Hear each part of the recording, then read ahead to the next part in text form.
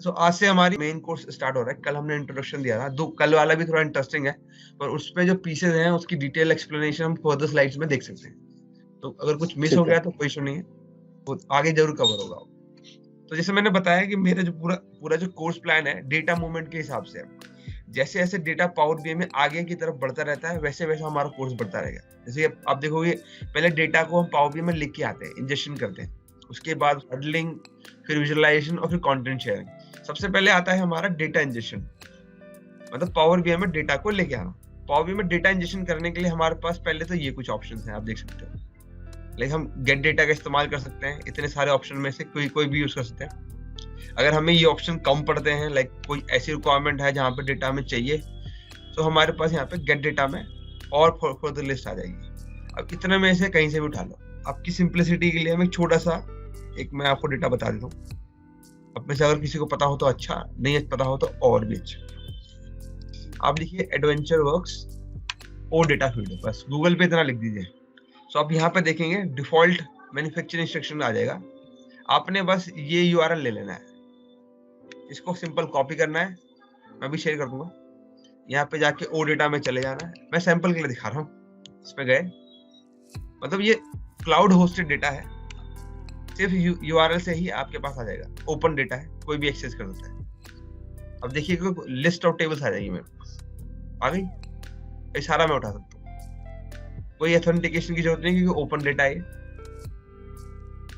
और सिंपल सा ट्रांसफॉर्म में चले गए। आप लोग के साथ शेयर कर देता हूँ। डेटा लोड कर दिया। डेटा लोड करने के बाद मेरे पास ये डेटा पावर क्वेरी में आ गया। इस पूरी विंडो को हम पावर क्वेरी एडिटर बोलते हैं, और इस पूरी विंडो को सपोर्ट करता है, जो लैंग्वेज सपोर्ट करता है उसको हम एम लैंग्वेज कहते हैं। क्या कहते हैं? M language. M for mashup, और एम मैशअप इसका इंजन भी है। अगर आपको इसका इंजन देखना है, चल रहा है नहीं चल रहा है, जस्ट एन ऐड ऑन, आप यहाँ पे टास्क मैनेजर पे चले जाओ। ये पावर बीआई का ये छोटा सा एरो एक्सपैंड करो, तो आप देखोगे mashup evaluation is going on. तो ये इंडिकेट करता है कि पावर क्वेरी चल रही है। हम गेट डेटा में गए, हम ओ डेटा फीड में गए, यूआरएल डाला हमने और ओके। इसमें से कोई भी टेबल ले लो आपकी नेसेसिटी के हिसाब से। बॉटम में हम देख सकते हैं हमारे पास कुछ ऑप्शन आ रहा है, लोड, ट्रांसफॉर्म। तो हमने ट्रांसफॉर्म पे क्लिक कर दिया। लोड का मतलब है, इन दोनों में छोटा सा डिस्टिंक्शन बता देता हूँ क्या है। जब हम लोड की बात करते हैं, इसका मतलब ये है कि हमारा डेटा जो है ऑलरेडी स्ट्रक्चर्ड है, रेडी टू यूज है, ठीक है। उसमें हमें कोई ट्रांसफॉर्मेशन, कोई मैनिपुलेशन नहीं करनी, हम डायरेक्टली लोड पे क्लिक कर सकते हैं। इसका मतलब ये होगा कि डेटा पावर क्वेरी में तो जाएगा ही, एट द सेम टाइम उसके बाद उसके थ्रू ये सीधा मॉडल में स्टोर हो जाएगा। कोई फर्दर मैनिपुलेशन के लिए हमें लाइक प्रॉम्प्ट नहीं करेगा। अब देख रहे हो यहाँ पे एक लोड कर रहा है डेटा वो। I have one question here. हाँ जी सर, बताइए। So what type of transformation and manipulation we can do in this transform data? इसमें हर तरह के ट्रांसफॉर्मेशन आप कर सकते हैं, बस ये आप इस बात पर डिपेंड करता है कि आप लॉजिक कैसे अप्लाई करते हैं। मैं आपको जब एडवांस वाले दिखाऊंगा तो आप समझ जाएंगे कि मैं क्यों बोल रहा था ऐसा। जैसे छोटा सा डेमो दे देता हूँ, शायद उससे आपको आइडिया लग जाएगा। Yes. जैसे मैं इंडिविजुअल, ये एडवांस ट्रांसफॉर्मेशन है। अगर मैं आपसे बोलूं कि इतने सारे मिनी टेबल जो स्कैटर्ड हैं, फैले हुए हैं, इन सब को उठा के एक सिंगल टेबल में डालना है, तो कैसे करोगे आप? और वो भी ऐसा सॉल्यूशन होना चाहिए जो कोई भी न्यू एडिशन होगी टेबल में, उसको आइडेंटिफाई करके आपके डेटा में ले आए। इस इतने सारे डेटा को, अनस्ट्रक्चर को रीड करना हो पावर बीआई में, एक तरीका तो यह है कि ये आपने कॉपी पेस्ट करके एक के नीचे एक पेस्ट कर दिया। ये तो वन टाइम कर लोगे आप, पर नेक्स्ट टाइम जब यूजर फिर से कर देगा ये काम, उसने फिर से कहीं और डेटा डाल दिया, मानो यहाँ डाल दिया कल को, तो या फिर पता नहीं बिल्कुल एक्सट्रीम एंड पे जाके डाल दे, यहाँ जाके डाल दे, तो फंस जाएंगे ना हम, हमारा सॉल्यूशन तो फेल हो जाएगा। ठीक है, तो इस तरह की ट्रांसफॉर्मेशन हम कर सकते हैं, मतलब डेटा को, कचरे को साफ कर सकते हैं कहने के बाद। ओके, आगे चलते हैं। डेटा इंजेक्शन पे बात कर रहे थे। ये लोड कर रहा है डेटा, थोड़ा सा जा।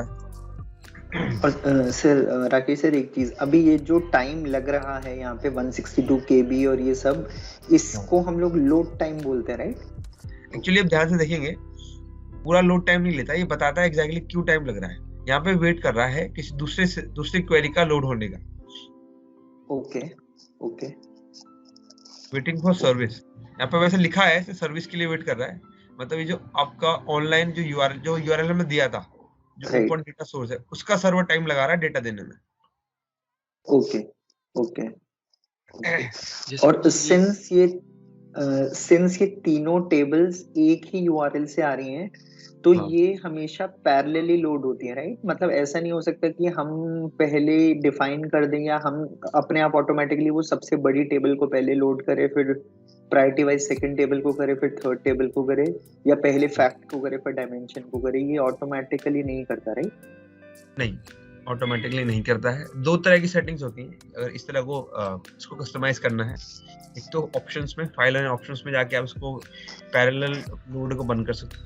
सेम इसी टॉपिक पर है कि आई हैव अ फाइल, एक डैशबोर्ड है, उसमें क्या है कि बीसीपी है, बिजनेस कंटिन्यूटी प्लानिंग का, तो उसमें मोर देन 4 करोड़ रोज हैं।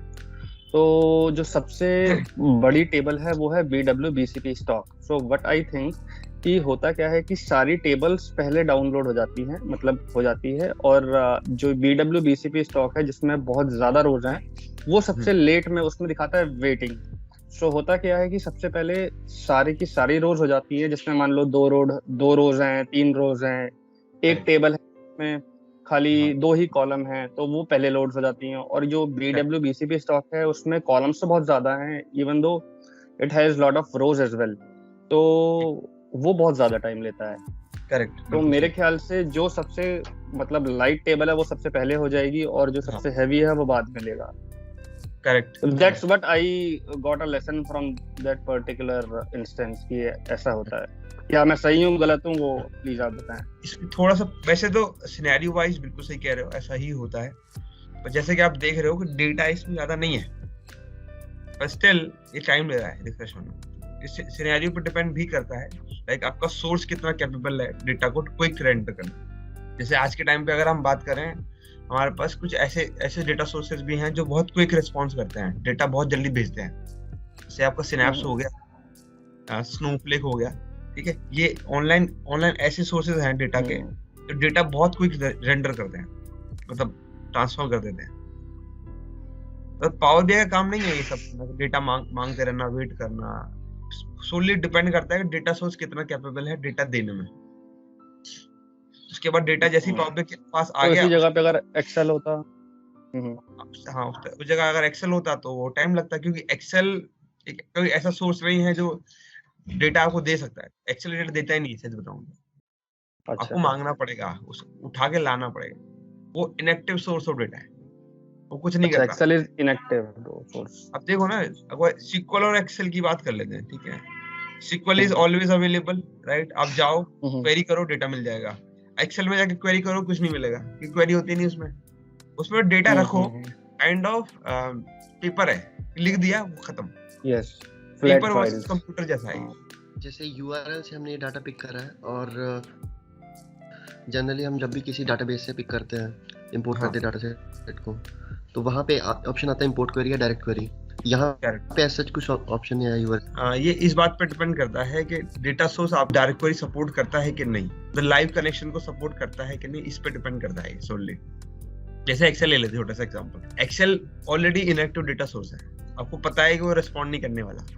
अगर वो रिस्पॉन्ड नहीं करने वाला है तो डायरेक्ट क्वेरी बना के कोई फायदा ही नहीं है, क्योंकि पावर बीआई जितना भी रिक्वेस्ट कर ले डेटा नहीं आने वाला। पर SQL की अगर बात करते हैं, वो एक एक्टिव डेटा सोर्स में आता है, उससे कोई क्वेरी करोगे तो इन रिस्पॉन्स कुछ ना कुछ मिलेगा आपको। मतलब एक एरर भी मिल सकता है एक एरर भी मिल सकता है। डेटा इंजेक्शन की बात कर रहा था मैं, ये कुछ ऑप्शंस है हमारे पास, हम एक्सेल से भी उठा सकते हैं। एक क्वेश्चन था मेरा। यस, जो भी आपने एक टेबल शो की थी ना, जो अनस्ट्रक्चर्ड थी, हाँ, उसमें कहीं भी डेटा पड़ा हुआ था, तो अगर इस इन केस हम उसको लोड कर दें, तो हाँ, हमें पावर बीआई इसको कैसे रीड करेगा? पावर बीआई उसको ऐसा एक्सेल फाइल ही रीड करेगा, डेटा आपके पास स्कैटर्ड ही पड़ा रहेगा, मतलब इधर-उधर पड़ा रहेगा। आपको ऐसे ही ट्रांसफर मतलब एक ही टेबल में दिखाएगा मुझे, वो एक ही टेबल में? नहीं, दो पावर बीआई स्मार्ट है, इसमें काफी एमएल फंक्शंस हैं। इसे एक छोटा सा डेमो देता हूं।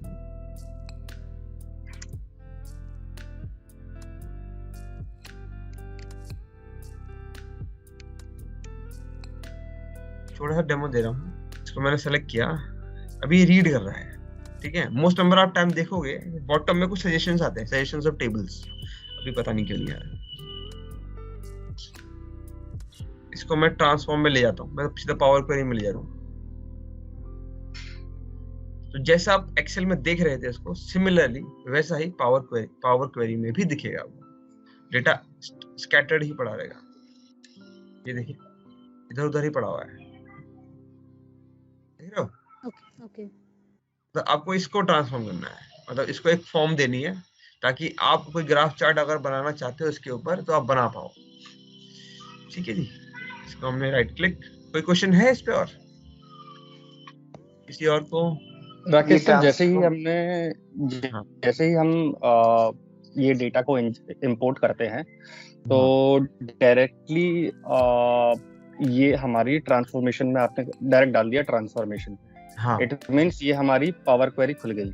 सो पावर क्वेरी में ही हम लोग डेटा को ट्रांसफॉर्म कर सकते हैं, डेटा प्रेप कर सकते हैं, बिल्कुल राइट? हाँ, ठीक है, थैंक यू। सो इसको हम करते हैं डिलीट। ओके, ठीक है। डेटा इंजेक्शन पे एक टॉपिक बताया कि गेट डेटा से आप कर सकते हो। डेटा इंजेक्शन करने का दूसरा तरीका ये है कि आप ट्रांसफॉर्म पे क्लिक करो, पावर क्वेरी की विंडो खुल जाएगी। यहाँ पे भी न्यू सोर्स का ऑप्शन होता है, आप यहाँ से भी डेटा इंजेक्शन कर सकते हो। मतलब ये बिल्कुल वही विंडो है जो बाहर आपको मिल रही है। अब देखो वही इंटरफेस खुल जाएगा, डायलॉग बॉक्स। एक क्वेश्चन है, जैसे पावर क्वेरी में जो भी ट्रांसफॉर्मेशन हम करेंगे तो वो आप अभी बताओगे या फिर इतना ही था इसके बारे में? देखो ना 10 स्लाइड है, मैं ये सब चीज कवर ठीक है। करूंगा, मैं बिल्डिंग ब्लॉक्स बताऊंगा इसके, ठीक है। फिर उसके बाद मेरा ये क्वेश्चन था उसके रिलेटेड हाँ कि जैसे हम कुछ भी ट्रांसफॉर्मेशन कर देते हैं और उसके बाद वो आगे रिपोर्ट क्रिएट करते हैं, उसमें हम सारी विजुअलाइजेशन करने के बाद हमें कुछ टाइम बाद लगता है लाइक आफ्टर 1 वीक की कुछ और ट्रांसफॉर्मेशन करनी है, तो वो हम ट्रांसफॉर्मेशन कर पावर क्वेरी में आके कर सकते हैं या फिर कुछ इश्यूज आएंगे उसमें? नहीं कर सकते। ओके, देखिए यहाँ पे ये बेसिक हो गई, फिर यहाँ पे एडवांस हो गई, फिर कुछ ट्रांसफॉर्मेशन आपको यूजर डिफाइंड फंक्शन, मतलब आप यहाँ पे फंक्शन भी बना सकते हैं। डेटा इंजेक्शन थोड़ा और जाते हैं, हमने न्यू सोर्स देख लिया। डेटा इंजेक्शन पे एक जो एक्स्ट्रा 2 और पॉइंट है हमारे पास। एक तो एंटर डेटा का इस्तेमाल करके डेटा को इंजेक्शन कर सकते हैं, मतलब यहाँ पे डालिए, मतलब मैन्युअली कॉपी पेस्ट करके भी डाल सकते हैं। ये सिमिलर एंटर डेटा आपको पावर क्वेरी में भी मिलेगा, इसे यहाँ पे देख सकते हैं। मैं एक सिंपल सा क्या करता हूँ, एक्सेल पे चला जाता हूँ, छोटा सा डमी बना लेता हूँ। अब इस डेटा को मैं कॉपी करके एंटर डेटा में चला जाऊंगा और यहाँ पे पेस्ट कर दूँ, ठीक है। तो ये मेरा एंटर डेटा हो गया, मतलब मैं इसमें चाहूँ तो एडिटिंग भी कर सकता हूँ, लाइक इसको 35 भी बना सकता हूँ, इसको 92 बना सकता हूँ, कोई नया रिकॉर्ड ऐड कर सकता हूँ। तो ये सिर्फ एक्सेल वाले केस पे हो सकता है सर, या फ्लैट फाइल्स? ये तो मैंने एक ऑप्शन दिखाया कि आपके पास कॉपी किया, आप यहाँ डाल सकते हो। ठीक One है, such ठीक है। example। मतलब क्योंकि यहाँ पे एक फ्री हैंड मिलता है, कॉपी पेस्ट करना, बिल्कुल कैलकुलेशन लगाना, वो यहाँ तो कर नहीं सकता हूँ मैं। यहाँ पे मैं सिंपल डेटा डाल सकता हूँ, जैसे फॉर एग्जांपल एंटर डेटा सिर्फ आपको अलाउ करता है कि आप अपना डेटा खुद डाल सकते हो। ठीक, मैं यहाँ पे गया, और इसमें कुछ लिमिट रहती है रोज? यस, इसमें कुछ लिमिट रहती है रोज और कॉलम की या फिर? ओके। सो अगर लिमिट की बात करते हो तो इसमें रॉ और कॉलम लिमिट नहीं होती है, इसमें लिमिट होती है नंबर ऑफ सेल्स की, जो कि है 3000, उसके बियॉन्ड नहीं जा सकते। ओके, सेल्स मतलब ये छोटे छोटे बक्से देख रहे हो आप, इनकी लिमिट होती है 3000 बक्से रोज बना इनटू कॉलम, वो जो सब मिला के, मतलब जैसा आप स्ट्रक्चर रखते हो अपने डेटा का। जैसे हमने नाम रख दिया, पहला नाम रखा राज कुमार शर्मा और यहाँ पे कैलाश, इनके स्कोर ले लेते हैं या एज ले लेते हैं, ठीक है। 25, 29, 36, 40, ठीक है। इस तरह से मैंने मैन्युअली एंटर कर लिया। इसको कोई नाम दे सकता हूँ, एज टेबल कह देता हूँ और सीधा ओके कर देता हूँ।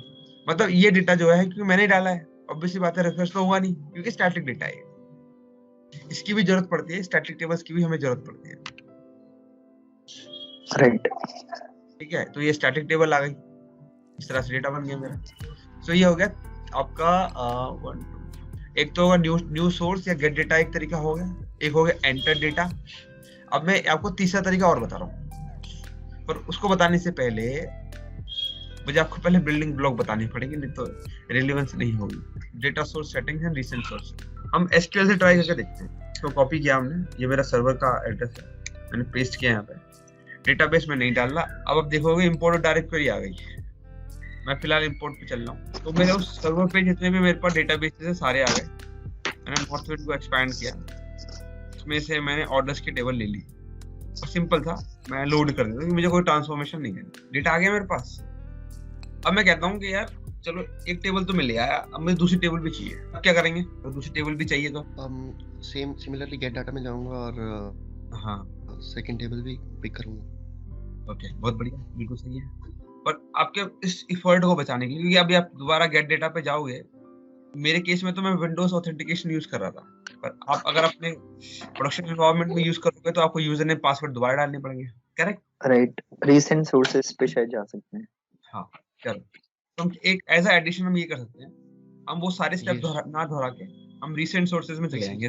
जो हमने एग्जिस्टिंग कनेक्शन बना लिया, सक्सेसफुली बना लिया है, वो रीसेंट में आ जाता है, अनसक्सेसफुल सोर्सेज नहीं आते। ठीक है, इसमें मैं क्लिक कर दूंगा तो पूरा कनेक्शन, मतलब कुछ नहीं डालना उसके बाद मेरे को, क्योंकि इसने मेरे यूजर नेम पासवर्ड को सेव कर लिया है।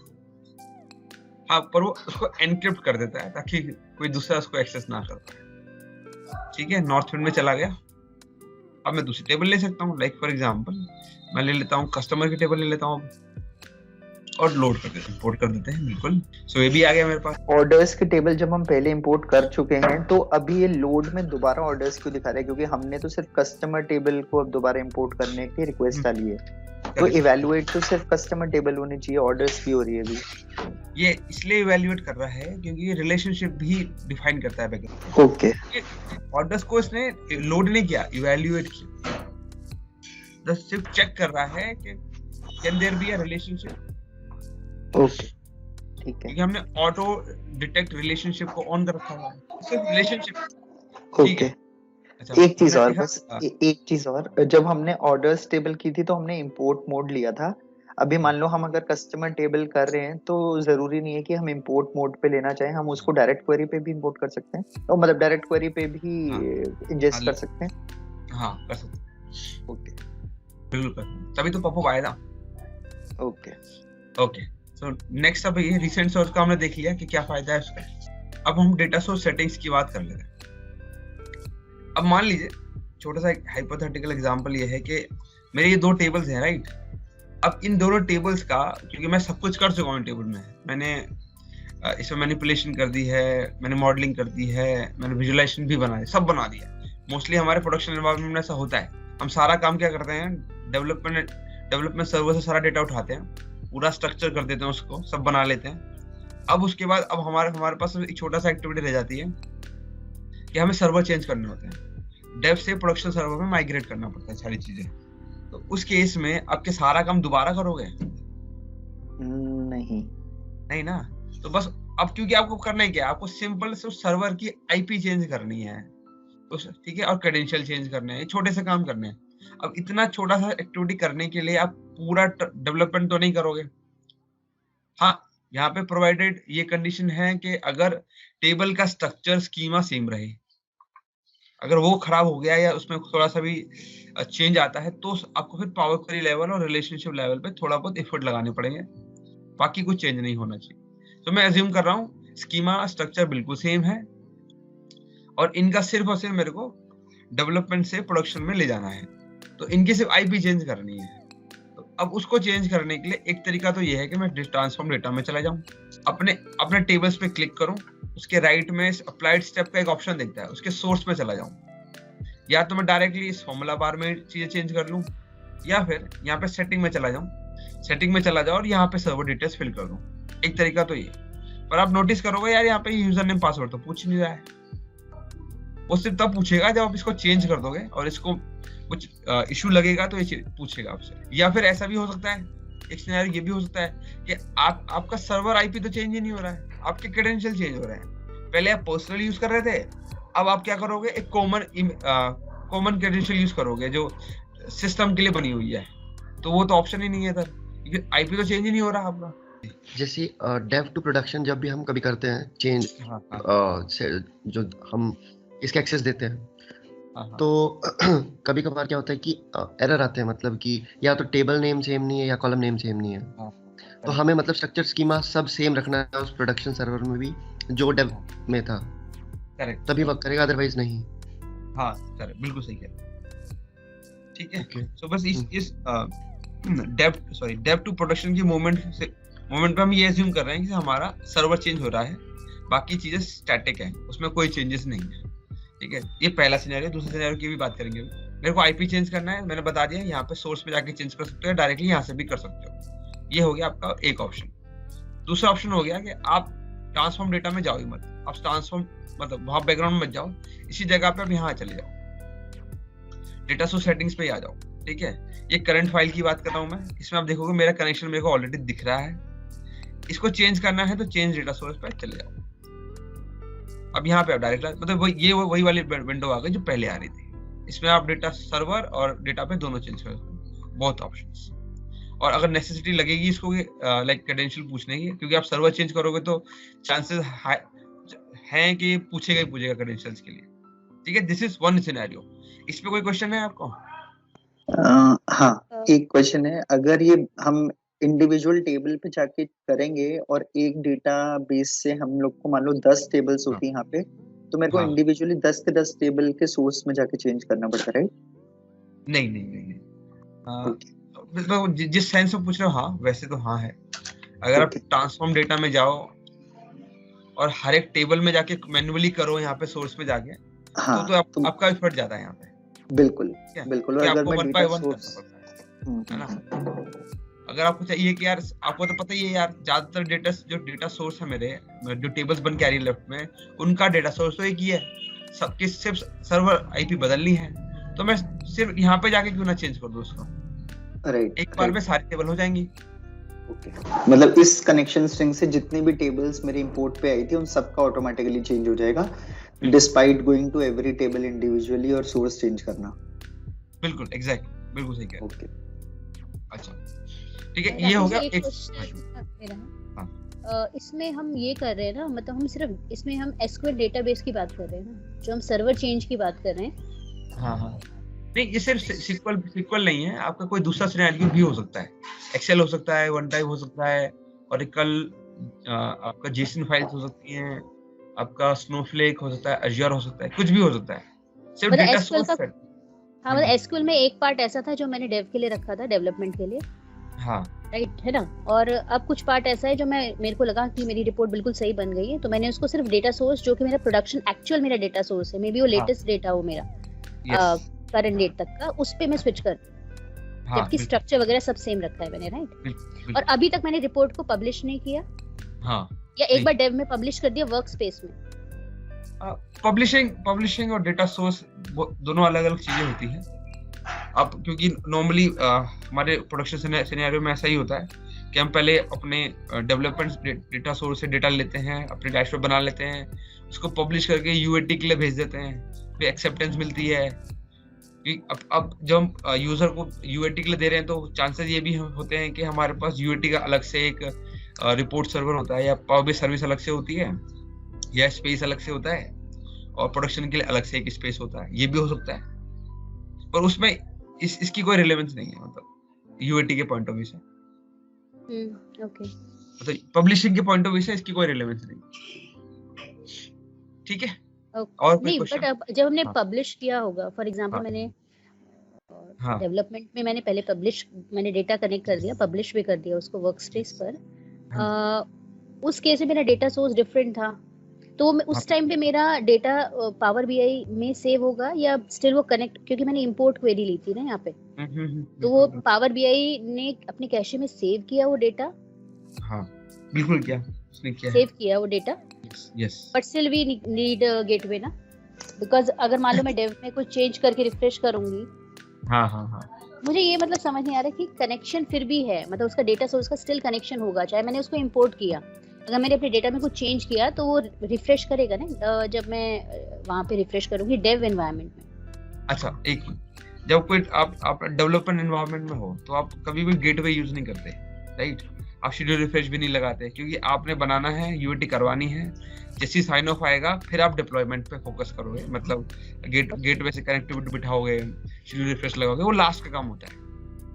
ठीक है, सो अब डेवलपमेंट में आपने क्या, एक ये वाला सर्वर यूज किया, आपने पूरा डिजाइन कर लिया, ठीक है, ये सेव हो चुका है बैकग्राउंड में इसके, पर अब जब आप प्रोडक्शन में मूव करोगे तो आप इसको बदल दोगे, ये तो रहेगा यहाँ पे, पर अब जैसे चेंज कर दोगे तो इसकी जगह पे नया वाला आ जाएगा, पर इसकी मेमोरी में ये कनेक्शन तो फिर भी रहेगा, ये हटा थोड़ी ना है। दो आ जाएंगे, हाँ 2 हो जाएंगे, मेमोरी में 2 रहेंगे, पर एक्टिव जो इन यूज है वो जो आप प्रोवाइड करोगे वो रहेगा।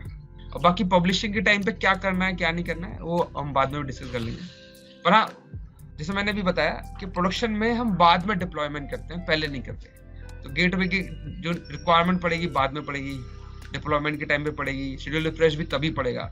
डेवलपमेंट के टाइम में ये सब चीजें नहीं करते हैं, क्योंकि अब यूजर पता नहीं कब ओके करेगा, उतने में हम क्यों खामखा रिसोर्सेज ऑक्यूपाई करें, गेटवे को बिजी कर दे बिना मतलब, भाई वो यूज करेगा भी नहीं वैसे भी तो। ठीक है, मैंने अभी आपको एक सिनेरियो बनाया सिर्फ आईपी चेंज करने का। दूसरा सिनेरियो ये हो सकता है हमारे पास कि जब हम फर्स्ट टाइम कनेक्ट करते हैं डेव एनवायरनमेंट में, हम अपनी यूजर नेम यूज कर लेते हैं। ठीक है, अपना यूजर नेम यूज करके हम पूरा डेवलपमेंट कर देते हैं।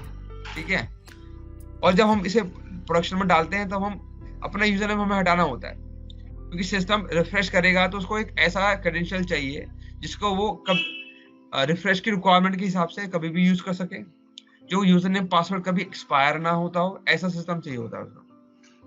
पता है, काइंड ऑफ कॉमन आईडी चाहिए या सिस्टम आईडी है तो वो चाहिए होती है। अब उस आईडी को अगर मुझे चेंज करना, क्योंकि मेरा आईपी तो सेम है, बस मेरा क्रेडेंशियल चेंज हो जा रहे हैं, तो उस केस में क्या करें, उसमें भी हमारे पास डेटा सोर्स सेटिंग में जाके एडिट परमिशन में चले जाएंगे। यहाँ पे मैं एडिट पे चला जाऊंगा और यहाँ पे अपना यूजर नेम पासवर्ड दोबारा दे सकता हूँ, और इसको देने के बाद सेव कर दूंगा तो ये क्रेडेंशियल इसमें एनक्रिप्ट होकर सेव हो जाएंगे। डेव सर्वर में जो भी हमने रिपोर्ट क्रिएट करी, मैंने रिपोर्ट करने जैसे 2-3 हफ्ते तक रिपोर्ट क्रिएट करी, और प्रोडक्शन में जब मैं उसको चेंज कर रहा हूँ सेटिंग्स को, प्रोडक्शन में कुछ कॉलम्स जो हैं उस सेम डाटा सेट के कुछ इंक्रीज हो गए, डाटा सेट का साइज इंक्रीज हो गया, और कॉलम्स का कुछ नेम भी चेंज हो गया। अगर मैं तब भी नाम मतलब पाथ चेंज करता हूँ फ्रॉम डेव टू प्रोडक्शन, तो वो सिमिलर डाटा रिफ्लेक्ट करेगा या फिर एरर शो करेगा वहाँ पे? एरर शो करेगा सर, अगर स्कीमा में चेंज आ जाएगा तो एरर आएगा। और मतलब हाँ, तब साइज भी इंक्रीज करेगा तब भी एरर आएगा? साइज इन द सेंस कि रोज इंक्रीज करेंगे, नंबर ऑफ रिकॉर्ड्स बढ़ते हैं। जब नंबर ऑफ रिकॉर्ड्स बढ़ते हैं तो कोई एरर नहीं आता है। नंबर ऑफ कॉलम्स बढ़ते हैं तो ये थोड़ा सा इस बात पे डिपेंड करता है कि आप एमक्वेरी किस तरह से यूज। जब नंबर ऑफ कॉलम्स बढ़ते हैं तो मोस्टली एरर नहीं आता है, उनका नेम चेंज हो जाता है तो एरर आ जाता है, पर वो भी सिचुएशनल होता है। फॉर एग्जांपल कॉलम ले लेते हैं, COL कॉलम 3, थोड़ा इस पे ध्यान दीजिए।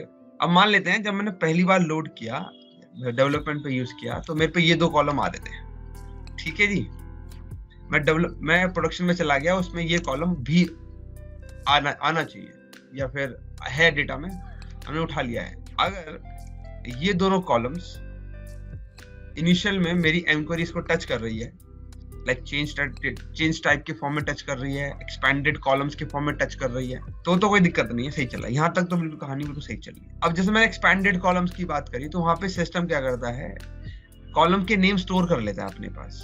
तो इसका मतलब जब मेरे पे ये कॉलम भी आएगा, कॉलम 3 भी आएगा, प्रोडक्शन में कॉलम 3 आपके रिकॉर्ड में डेटा में होगा नहीं, क्योंकि एक्सपेंडेड रॉस का जो स्टेप था, सॉरी एक्सपेंडेड कॉलम्स का जो स्टेप था, उसमें ये नेम सेव नहीं हुआ प्रोडक्शन के टाइम पे, सॉरी डेवलपमेंट के टाइम, थोड़ा प्रोडक्शन डेवलपमेंट में हो जाता है। ठीक है, तो ये इस बात पर डिपेंड करता है कि आपका जो एम कोड है वो टच करता है कि आपके उस कॉलम को कि नहीं। अब जैसे कि एग्जांपल के तौर पे दूसरा सिनेरियो ये हो सकता है कि जब आप डेवलपमेंट पे थे तो आपके पास ये 2 कॉलम थे। ठीक है, प्रोडक्शन पे आए तब आपके पास फिर से 2 कॉलम थे, पर आपने कॉलम 2 को कॉलम 3 का नाम दे दिया, रीनेम किया है बस यहाँ। तो यहाँ तक के कोड में तो ये 2 नेम सेव है। आपको बस ये देखना है कि आपके कोड में नाम तो कहीं सेव नहीं हो रहा है। अगर उसका कॉलम का नाम ऑब्जेक्ट नेम स्टोर हो जाता है, तो जैसे ही ऑब्जेक्ट नेम चेंज हो जाएगा प्रोडक्शन में, अगर हो जाता है तो सिस्टम एरर मारेगा, क्योंकि उसको नया ऑब्जेक्ट मिल नहीं रहा ना। उसके लिए तो प्रॉब्लम है, इसलिए वो एरर मार। फर्स्ट सिनेरियो में अगर कॉलम 3 ऐड हुआ था तो उसमें एरर नहीं देगा। अगर उसको दोनों कॉलम्स मिल गए 1 2 और थर्ड एडिशनल दिखा उसको, तो उसको एडिशनल ले लेगा, एक्सेप्ट कर लेगा, या उसमें एरर देगा? अच्छा, एडिशन जैसे मैंने भी बताया, ये आपके एम कोड पर डिपेंड करता है कि एम कोड कैसे चल रहा है। एम कोड नॉर्मली जितना भी ट्रांसफॉर्मेशन में आता है वो रेफरेंस के तौर पे कॉलम्स के नेम स्टोर करता है। हमने जब इसे एक्सपैंड किया था तो हमारे पास, इसको ऐसे बना लेते हैं, इसको मैं यहाँ ले गया, लेते हैं यहाँ पे डेवलपमेंट में हमारे पास 2 कॉलम, प्रोडक्शन में हमारे पास कॉलम 3 भी आ गया।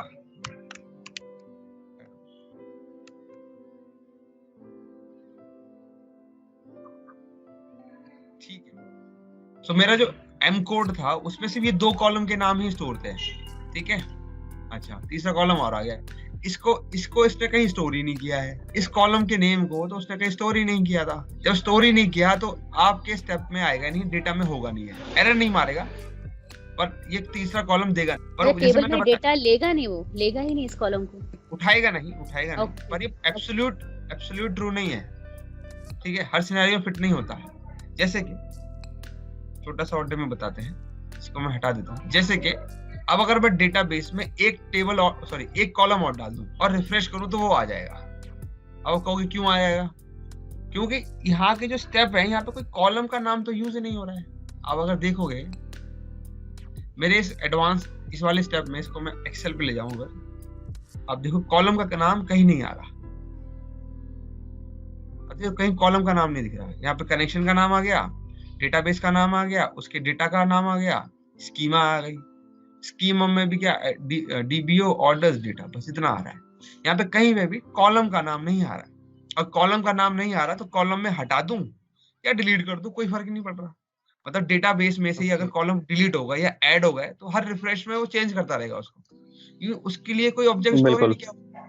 बिल्कुल ठीक है, क्लैरिटी आ गई? फिर तो कोई एरर नहीं आएगा, मींस कि यहाँ पे डेटाबेस और टेबल का नाम ही आएगा, और कॉलम हमें हमारी इंक्रीज हो चाहे डिलीट हो तो वो कोई एरर शो नहीं करेगा। या फिर एक काम करते हैं, थोड़ा और समझा देता हूँ उसको कब एरर आ सकता है। अब देखिए, जैसे यहाँ पे मेरे पास बहुत सारे कॉलम है, ये ले लीजिए फॉर एग्जांपल, शिपर्स ले लिए, मैंने हटा दिया। अब देखिए इसने क्या किया, अब मैं इसके एडवांस एडिटर पे जाता हूँ, ये एम कोड उठाया मैं एक्सेल पे गया, मैंने यहाँ पेस्ट किया। अब आप अगर देखो इसको तो चला गया थोड़ा सा, देखिए अब यहाँ पे आप देखेंगे तो यहाँ पे इसने कॉलम के नाम स्टोर किए हैं, customers, employees, order details, shippers. ये तो हार्ड कोड हो गया ना, और जो चीज हार्ड कोड हो जाती है तो डायनामिकली हैंडल नहीं हो सकती, मतलब सिस्टम उसे खुद नहीं कर सकता हैंडल। अब अगर आप प्रोडक्शन में इस कॉलम को चाहते हो तो आपको इस वाले स्टेप में मॉडिफिकेशन करनी पड़ेगी, सिस्टम खुद नहीं करेगा कुछ भी। यहाँ पे कॉलम का रेफरेंस आ गया ना, तो अब ये दिक्कत कर सकते हैं। अब दिक्कत कैसे करेगा, मान लीजिए कस्टमर का जो कॉलम है जो आप यहाँ पे हटा रहे हो इस वाले स्टेप पे, आपने बैकग्राउंड से उड़ा दिया, मतलब डेटाबेस से ही उड़ा दिया, तो मतलब इस वाले स्टेप पे जब ये रन करेगा तो उसको कस्टमर का कॉलम मिलेगा ही नहीं। जो चीज को मिलेगी नहीं तो उसके लिए तो एरर हो ना, ये टास्क परफॉर्म ही नहीं कर पाएगा, इसलिए ये एरर मारेगा। पर इसको अपनी एक्टिविटी, अपना टास्क परफॉर्म करने के लिए कॉलम की एग्जिस्टेंस चाहिए थी ना, अगर वो होगी नहीं तो एरर मारेगा। तो सर इसमें बेस्ट प्रैक्टिस ये होनी चाहिए कि अगर मान लो जैसे आप ऊपर वाली एम क्वेरी है, ऊपर वाली एम क्वेरी में कोई भी कॉलम का नाम नहीं है, इसका मतलब कुछ भी जोड़ो वो आ जाएगा, कुछ भी डिलीट करो आ जाएगा। But in case to delete something then it will show whole column, ठीक है। और मेरे ख्याल से जो भी आपने कॉलम डिलीट कर रहे हैं वो भी दिखाएगा, जैसे रिमूव्ड कॉलम्स में दिखा रहा है बिल्कुल ये सब आपने डिलीट कर दिए इस पर्टिकुलर से। तो वो इसका मतलब तो बेस्ट प्रैक्टिस ये होनी चाहिए कि हमें कॉलम के नाम डिफाइन करने चाहिए। इससे क्या होगा कि मान लो अगर ऑलरेडी कोई कॉलम वहां पर है तो वो उसको ऐड कर लेगा। हाँ, ये बिल्कुल सही कह रहे हैं। आइडियली होता ही ऐसा है, एज अ बेस्ट प्रैक्टिस हर ऑर्गेनाइजेशन फॉलो करती है कि रिक्वायरमेंट गैदरिंग के टाइम पे ही सब कुछ डिफाइन कर लेती है कि कौन से टेबल से कितने कॉलम चाहिए, और वही आगे भी कंटिन्यू रहता है। उसमें चेंज करने के लिए वो थोड़े स्ट्रिंजेंट हो जाते हैं कि यार अब क्यों बता रहे हो, पहले क्यों नहीं बताया। तो ये सारी दिक्कतें तब दिक्कत आती है कि रिक्वायरमेंट गैदरिंग में कुछ चीजें कमी रह गई हैं। पर ये आपको प्रॉब्लम सिर्फ तब करता है जब आपकी एम क्वेरी या पावर क्वेरी की अंडरस्टैंडिंग कम होती है, तब आपके लिए प्रॉब्लम करता है। ठीक है, पर आपको एम क्वेरी बहुत अच्छी आती है तो आप यूं पकड़ लोगे यार ये छोटी सी दिक्कत है, इसको यूं ठीक हो। मेरे लिए बहुत छोटी सी दिक्कत, सच बताऊं। ठीक है, सिर्फ अंडरस्टैंडिंग का खेल है कि आपको पता चल जाएगा, सिस्टम खुद बता देता है जी ये कमी दिख रही है, ठीक कर दो। आपको जाके वो चीज हटा देनी है और वो टच हो जाता है, आराम से चलेगा फिर। राकेश जी, एक क्वेश्चन था। अब मान लीजिए कि एक एडिशनल कॉलम आ गया है, क्लाइंट ने बोला कि है मेरा एक एडिशनल कॉलम, और वो प्रोडक्शन में भी जा चुका है मेरा रिपोर्ट, तो अब मुझे ऐड करना है, तो मैं कहाँ कैसे उसको ऐड करूंगी, उस कॉलम को कहाँ कोई स्टेप में मैं ऐड करूंगी? मतलब मैं उसको डाउनलोड करके ट्रांसफॉर्म करूंगी डेटा? अच्छा, नहीं, इसका आंसर राकेश मैं दूं, क्योंकि ये काम मैंने किया हुआ है।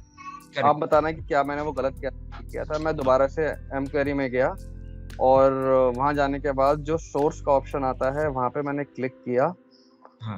और कॉलम का नाम जैसे यहाँ पे लिखा हुआ है ना, remove column this and this, तो होता क्या है जनरली मेरे सिनेरियो में ऑलरेडी क्लाइंट ने कॉलम्स के नाम डिफाइन कर रखे थे rather than north wind equal to source. जैसे आपका पहला वाला जो एम क्वेरी है, इसकी जगह पे उन्होंने ऑलरेडी कॉलम्स के नाम लिखे हुए थे।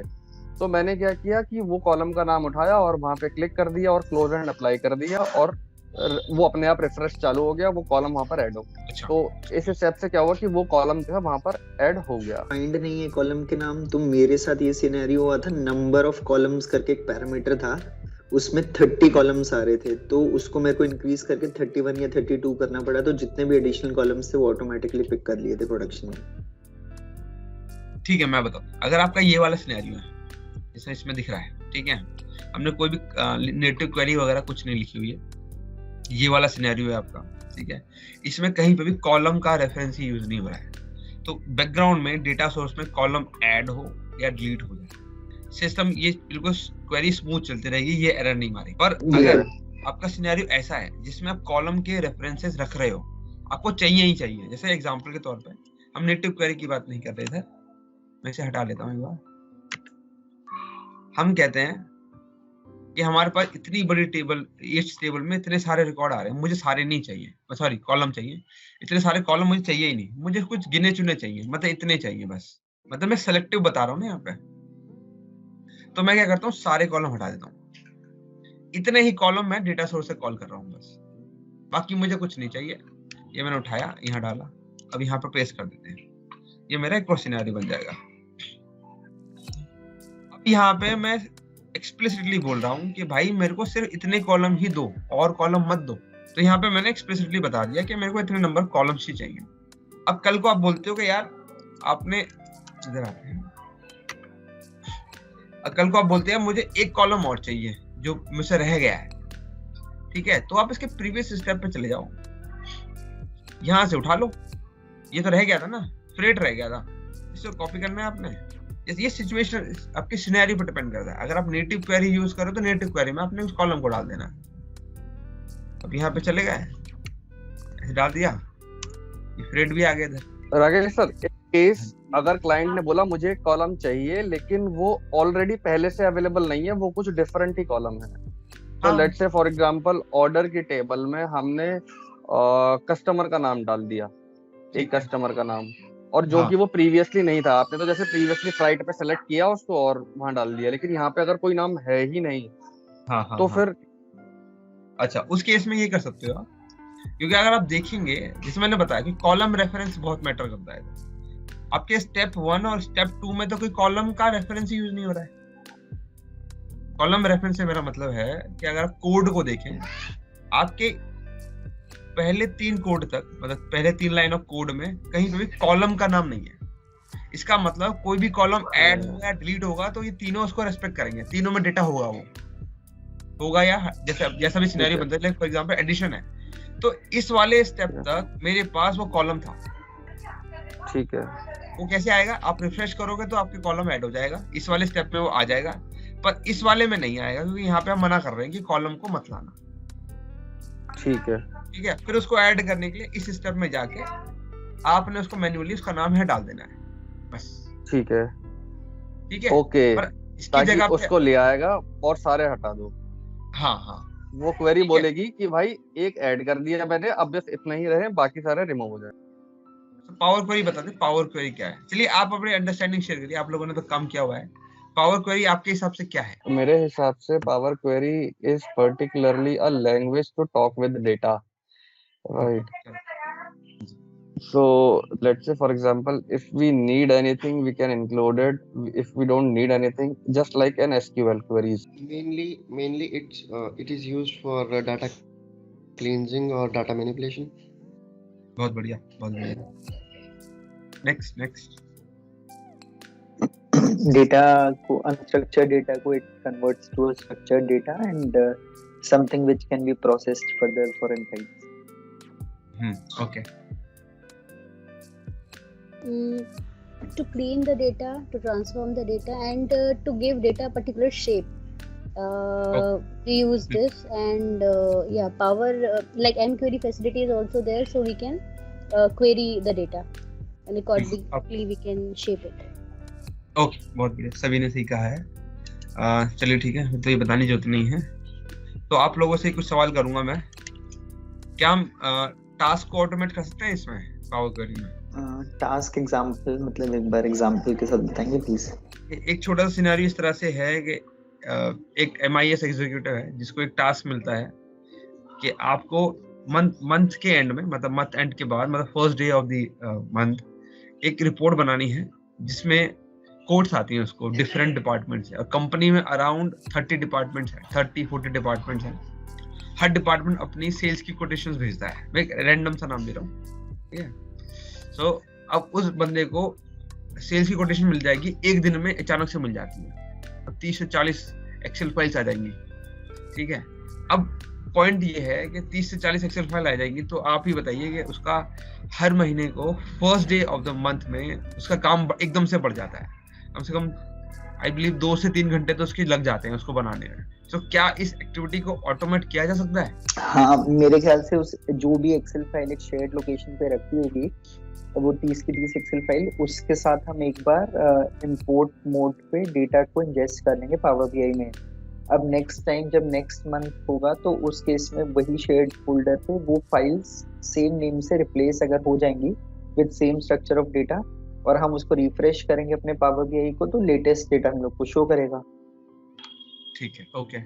और कोई एडवाइस कैसे ऑटोमेट किया जा सकता है? यस, बट उन कॉलम्स के नेम और स्ट्रक्चर हमें पता होना चाहिए। अगर कॉलम का नाम डिफरेंट हो गया या इवन अगर गैप भी आ गया, बिकॉज ह्यूमन एरर है कि अगर वो टाइप कर रहा है तो प्रॉब्लम आ सकती है।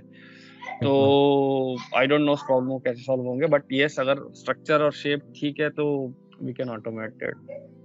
उसको पहले से डिफाइन कर देंगे कि every first day of the month अगर ये आ रहा है देन अपलोड हो जाए। Okay, next. और दूसरा एक चीज और है, जब हम इंजेक्शन करेंगे डेटा के, तो उस केस में हम गेट डेटा में अपनी इंडिविजुअल फाइल ना सिलेक्ट करके एज अ फोल्डर सेलेक्ट करेंगे, क्योंकि फोल्डर भी एक कनेक्टर होता है, तो उस फोल्डर में जितनी भी फाइल्स होंगी वो ऑटोमेटिकली पिक कर लेगा। ठीक है, next. I don't have any idea. No idea. अच्छा, ओके। सो इसका सिंपल आंसर होगा कि यस, ऑटोमेट हो सकता है, क्योंकि डेटा ट्रांसफॉर्मेशन से रिलेटेड है, ठीक है? अब मैं मानता हूँ कि इफ एंड बट हो सकते हैं, करेक्ट, बट डेटा को ट्रांसफॉर्म किया जा सकता है। एक फंक्शन, एक प्रोसेस डिफाइन किया जा सकता है कि भैया मेरे को जो कोटेशन आप भेजते हो एक सेट फॉर्मेट में भेजो ताकि मेरे लिए काम इजी हो जाए। या अगर ना भी हो, हर डिपार्टमेंट का अलग तो होता ही है एक फॉर्मेट, उसी में ही तो डेटा भेजता है वो। तो हर एक फॉर्मेट के हिसाब से मैं एक वन टाइम एक्टिविटी क्या करूंगा, एक सबके लिए अलग अलग एक पावर क्वेरी के लिए, मतलब पावर क्वेरी में क्वेरीज बना दूंगा कि अगर डिपार्टमेंट सेल्स से आता है, डेटा कोटेशन आती है, तो उसका स्ट्रक्चर ऐसे होगा, उसको शेप देके मेरे को फाइनल ऐसे चाहिए। अगर अकाउंट से आता है तो उसको ऐसे करना है, इन्वेंट्री से आता है तो ऐसे कर देना है। तो क्योंकि नंबर ऑफ डिपार्टमेंट तो स्टैटिक है ना, तो वो मैं एक बार डिफाइन कर दूंगा। डिफाइन करने के बाद सारा का सारा पेंड मार के मेरा ऑटोमेशन खत्म। और जब भी फाइल आएगी मेरे पास, क्योंकि मेरे पास मेल पे आती है, मैं सारा उठाऊंगा, कॉपी कर शेयर ड्राइव में डाल दूंगा, या मतलब अपने किसी फोल्डर में डाल दूंगा या कहीं पे भी डाल दूंगा, और सिंपल एक रिफ्रेश करते ही मैं हो जाएगा। तो ये ऑटोमेशन की तरह भी ट्रीट किया जा सकता है, क्योंकि मैंने किए हुए हैं इसलिए बता। राकेश जी, सिनेरियो था जब एक्सेल में हमें डेटा मिल रहा है, राइट? हाँ हाँ, एक्सेल मतलब कैसे भी आ रहा हो, एक्सेल में आ रहा हो, जेसन में आ रहा हो। अगर एसक्यूएल का डेटा हो तो फिर कैसे करेंगे?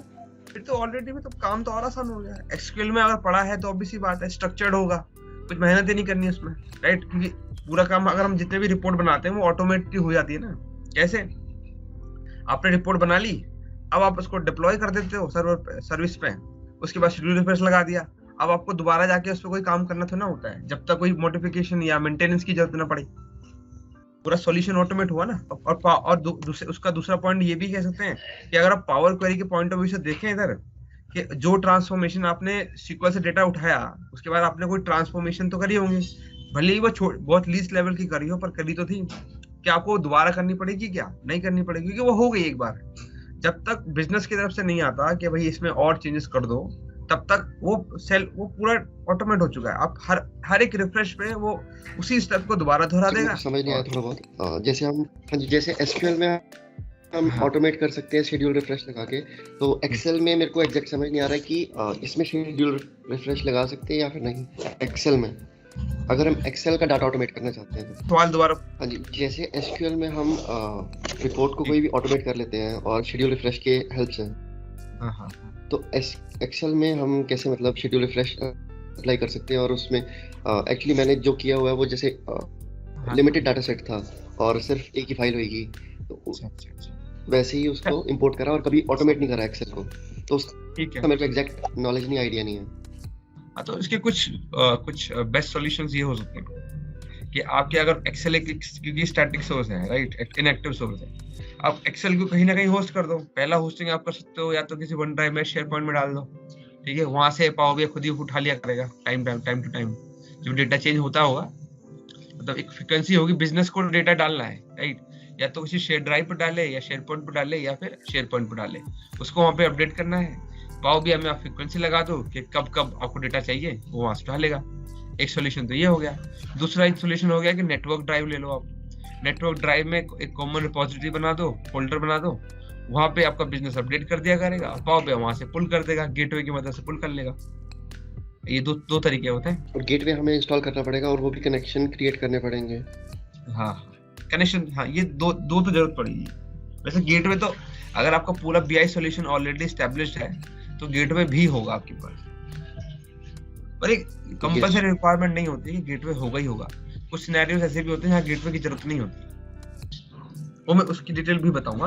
और वहाँ पे ऑटोमेटिक शेड्यूल रिफ्रेश हो जाता है विदाउट गेटवे। अगर आप वन ड्राइव या शेयर पॉइंट यूज कर रहे हैं तो गेटवे की जरूरत होती नहीं है, शेड्यूल रिफ्रेश की भी जरूरत नहीं होती, ठीक है? क्योंकि सिस्टम समझता है उस चीज को। इसमें भी डिटेल दूंगा, ठीक है? पर अगर आप नेटवर्क ड्राइव यूज कर रहे हो तो गेटवे की जरूरत पड़ेगी और शेड्यूल रिफ्रेश तब चाहिए होगा। आपके पास जैसा भी डेटा सोर्स हो आप उसको ऑटोमेट कर सकते हो पावर क्वेरी की मदद। मतलब ऑटोमेट से मेरा मतलब ये है कि आपको सारे स्टेप दोहराने नहीं पड़ेंगे, सिस्टम खुद ही करेगा। जैसे कुछ मैं जब आपको ट्रांसफॉर्मेशन सिखाऊंगा, जैसे ये वाला ले लेते हैं, चलिए समझाने के लिए। अब मान लीजिए ये डेटा है, ठीक है, इस तरह का अनस्ट्रक्चर्ड डेटा आया। आपको ये पता है कि बिजनेस बहुत ही स्ट्रिंजेंट है, वो मान ही नहीं रहा कि डेटा को स्ट्रक्चर फॉर्मेट रखेगा। वो कहेगा नहीं भाई, मैं ऐसे नहीं रखूंगा, मेरी मर्जी मैं कहीं भी रखूँ, मैं तुम्हें पैसे दे रहा हूँ, तुम्हें करके देना है, तुम करके दो बस। अब इस पूरे को ऑटोमेट करोगे तो एक तरीका तो जैसे मैंने पहले बताया कि आप क्या करेंगे, कॉपी करेंगे, एक के नीचे एक डालेंगे और बना के दे देंगे, वन टाइम एक्टिविटी हो गई। पर अगर आपको मैं कहूँ कि भाई यूजर ने 10 और टेबल डाल दिए इसी के नीचे या राइट लेफ्ट में डाल दिए, इस पूरे को फिर से दोबारा करो, तो क्या आप दोबारा सारे स्टेप दोहराओगे? क्या फिर से कॉपी पेस्ट करोगे एक के नीचे एक? क्योंकि आपको नहीं पता ना कि उसने जो टेबल डाली है वो कहाँ डाली है, लेफ्ट में डाली है, राइट में डाली है। वो कहेगा मैं तो भूल गया। मान लो उसने यहाँ डाल दी, इतना टेबल डाल दिया है, या यहाँ डाल दी मान लो, या फिर यहाँ डाल दी मान लो ऐसे चिपका के, या यहाँ डाल दिए, ठीक है? वो क्या मैं तो भूल गया। अब आप फिर से सारा का सारा स्टेप दोहराओगे या दोबारा कॉपी पेस्ट करेंगे? नहीं, डायनामिक होना चाहिए। नेक्स्ट टाइम कुछ भी आप भी चाहोगे यार मेरे पे अगर एक पावरफुल टूल है तो मैं क्यों ना इस चीज को डायनामिक बना दूं, एक ऑटोमेट कर दूं इस पूरे स्टेप को, ताकि यार अगर वो अपनी बेवकूफी करता है तो एटलीस्ट मेरा काम तो ना बढ़े, करेक्ट? तो उसके लिए आप क्या कर देंगे, आप इसमें एफर्ट लगाएंगे, इसमें पैटर्न रिकॉग्नाइज करेंगे, उसके बेसिस पे पूरा ट्रांसफॉर्म कर देंगे, ठीक है। अब उसके बाद वो 10 डाले, 100 टेबल डाले, आपने बस सिंपल यहाँ पे पावर बीआई में आना है, ये सिंपल सा रिफ्रेश मार देना है। वो सारे स्टेप आपके पैटर्न के बेस पे सारे स्टेप, ये जो राइट में आपने जो ट्रांसफॉर्मेशन की हुई है स्टेप के फॉर्म में, ये सारी रिपीट कर देगा और डेटा ट्रांसफॉर्म कर देगा। तो आपका एफर्ट कम हो गया, पूरा सॉल्यूशन ऑटोमेट हो गया ट्रांसफॉर्मेशन का। मैं इसी की बात कर रहा हूँ। अब अनस्ट्रक्चर्ड डेटा आपका कहीं से भी हो सकता है, लाइक फॉर एग्जांपल एक्सेल में तो होता ही है, राइट। अज्योर डेटा लेक, आजकल डेटा लेक भी बहुत चल रहा है, उसमें भी डेटा अनस्ट्रक्चर्ड होता है, ठीक है। वहां से पुल करोगे तो वहां पे भी कचरा मिलेगा आपको, ठीक है। तो अब ये पूरा सॉल्यूशन ऑटोमेट करना, मतलब ट्रांसफॉर्मेशन का, तो ये बहुत हेल्प कर देता है, ठीक है। मैं ये सारे जो मैं ट्रांसफॉर्मेशन दिखाऊंगा ये सारे ऑटोमेशन के ही हैं, ठीक है गाइस? Okay, clear. एक चीज और पूछनी है अभी, फॉर एग्जांपल एक फोल्डर में डिफरेंट डिपार्टमेंट्स की डिफरेंट एक्सेल फाइल्स थी, फॉर एग्जांपल सेल्स की एक थी, आईटी की, एचआर की, फाइनेंस की। अभी हम लोग को सिर्फ ये आइडेंटिफाई करना है, फाइल के नाम से तो हमें पता चल रहा है कि सेल्स में सेल्स का डेटा होगा, आईटी में आईटी का डेटा होगा, बट पावर क्वेरी लेवल पे अगर हमें बोलते हैं कि यार आप एक काम करो, आइडेंटिफिकेशन पर्पस के लिए हेल्पर कॉलम डालो, उसमें ये करो कि जब भी सेल्स का डेटा है उसके साथ में एक कॉलम बन जाए और उसमें सब जगह सेल्स लिखा हुआ आ जाए। ऐसे ही जब भी फाइनेंस का है, जिस भी डिपार्टमेंट का आए, उसका जो फर्स्ट वर्ड होता है वो हमेशा डिपार्टमेंट का नाम होगा। तो ऐसा ऑटोमेट करना है कि भाई जो भी फर्स्ट वर्ड है वो डिपार्टमेंट का नाम होगा, उसके नाम से एक कॉलम बन जाए, ताकि लास्ट में जब हम डेटा लोड करें तो हमें पता रहे कि ये सेल्स का डेटा है, ये फाइनेंस का डेटा है। तो बस मेरा मतलब ये है कि पावर क्वेरी में हम कोई if statement, if else statement लिख के भी ऐड ऑन कर सकते हैं, और उसमें से हम लेफ्ट राइट फंक्शन यूज करके डायनामिक नाम यूज कर लें। हाँ, बिल्कुल हो सकती है। मैं आपको डायनामिक तरीका बता दूंगा। जैसे फॉर एग्जांपल ये वाला है, जैसे इसमें आप देखोगे रीजन्स है बाहर, मेरे को ये भी चाहिए साथ में एज अ कॉलम, ये जो डेटा है ये कौन से रीजन का है, ये भी चाहिए। बिल्कुल बिल्कुल, एग्जैक्टली यही। तो ये भी आ सकता है, हो सकता है। ट्रांसफॉर्मेशन में बहुत अच्छी फ्लेक्सिबिलिटी देता है ये। अब मैं आपसे एक सवाल पूछूंगा कि क्या हमारा पावर क्वेरी ETL टूल्स को रिप्लेस कर सकता है क्या? हाँ जी बताइए।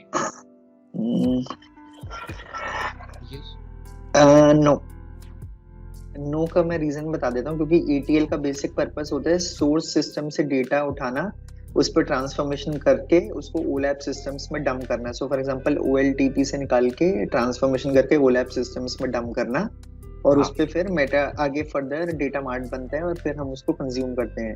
पर पावर बीआई में जो हम लोग यूज करते हैं OLTP सिस्टम इज ओके, क्योंकि SQL सर्वर से हम यूज करते हैं, उसको ट्रांसफॉर्म भी करते हैं, पर उसको हम फर्दर किसी OLAP सिस्टम में डंप नहीं करते हैं, उसको हम फाइनल रिपोर्टिंग के लिए कंज्यूम करते हैं।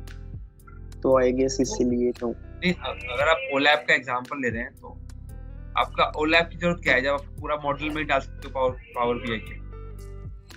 ओके, अच्छा, तो वो भी एक OLAP ही हुआ, पावर बीआई का डेटा मॉडल, मतलब। हाँ, अच्छा, तो फिर ठीक है। I was not. अगर आप रिपोजिटरी के पॉइंट ऑफ व्यू से भी सोचते हैं, यार पावर बीआई डेटा सेट भी तो होते हैं हमारे पास, वो भी तो रिपोजिटरी है, राइट। हाँ, वो भी तो OLAP हुए, बस उसके लिए लाइव कनेक्शन होता है। ठीक है, हाँ, फिर कर सकते हैं। Correct. I was not aware कि डेटा मॉडल को हम OLAP बोल सकते हैं, फिर हो सकते हैं। I think yes. मेरे हिसाब से नो, क्योंकि ETL tool is specifically, and they are expertise in data transformation, but here we take that transformed data in this Power BI, we take this transformed data and use it for our data visualization purpose, so that we can give good performance in the report. अगर हम सारे काम यहीं पे करेंगे तो मुझे ऐसा लगता है कि रिपोर्ट की परफॉर्मेंस में इशू आ सकती है, और मतलब दो काम एक साथ नहीं हो सकते अगर we talk about enterprise level. बहुत ज्यादा डेटा है हमारे पास तो। करेक्ट। ओके, सो बिल्कुल सही कहा आप लोगों ने, सबने नहीं कहा। तो हम पावर क्वेरी को एज अ ETL टूल नहीं ले सकते। सबसे मेजर पॉइंट आता है स्केलेबिलिटी का। स्केलेबिलिटी से मेरा मतलब है कि पावर क्वेरी में हम छोटे लेवल की ट्रांसफॉर्मेशन कर सकते हैं। जब हम उसमें मैसिव वॉल्यूम ऑफ डेटा देंगे तो वो हाथ खड़े कर देंगे, ये वो उसके लिए बना नहीं है, वो हमारी छोटी नीड्स के हिसाब से बना हुआ है। क्योंकि पावर बीआई का सॉल्यूशन अगर मैं बात करूं तो समरी बनाता है। समरी के लिए हमें बहुत ज्यादा डेटा नहीं चाहिए, ठीक है। और हाई लेवल ऑफ अगर आपको ट्रांसफॉर्मेशन करनी पड़ जाए तो वो सारी ना तो फीचर्स अवेलेबल हैं इसके अंदर, ना ही उतनी कैपेबिलिटी है, स्केलेबिलिटी तो बहुत दूर है।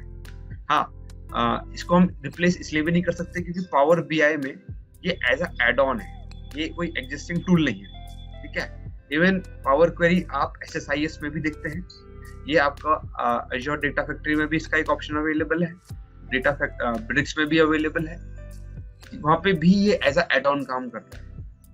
पर सच बताऊं तो मेरे यूसेज के हिसाब से जितना मैंने यूज किया हुआ है, माइक्रोसॉफ्ट चाहे तो इसको एक ETL टूल बना सकता है, क्योंकि जिस तरह की UI और कैपेबिलिटी ऑफर करता है इसको बना देना चाहिए मेरे ख्याल से। मतलब इसमें इसको उस स्केल तक ले जाना चाहिए और फिर ये बहुत तगड़ा चलेगा, ये बहुत अच्छा है।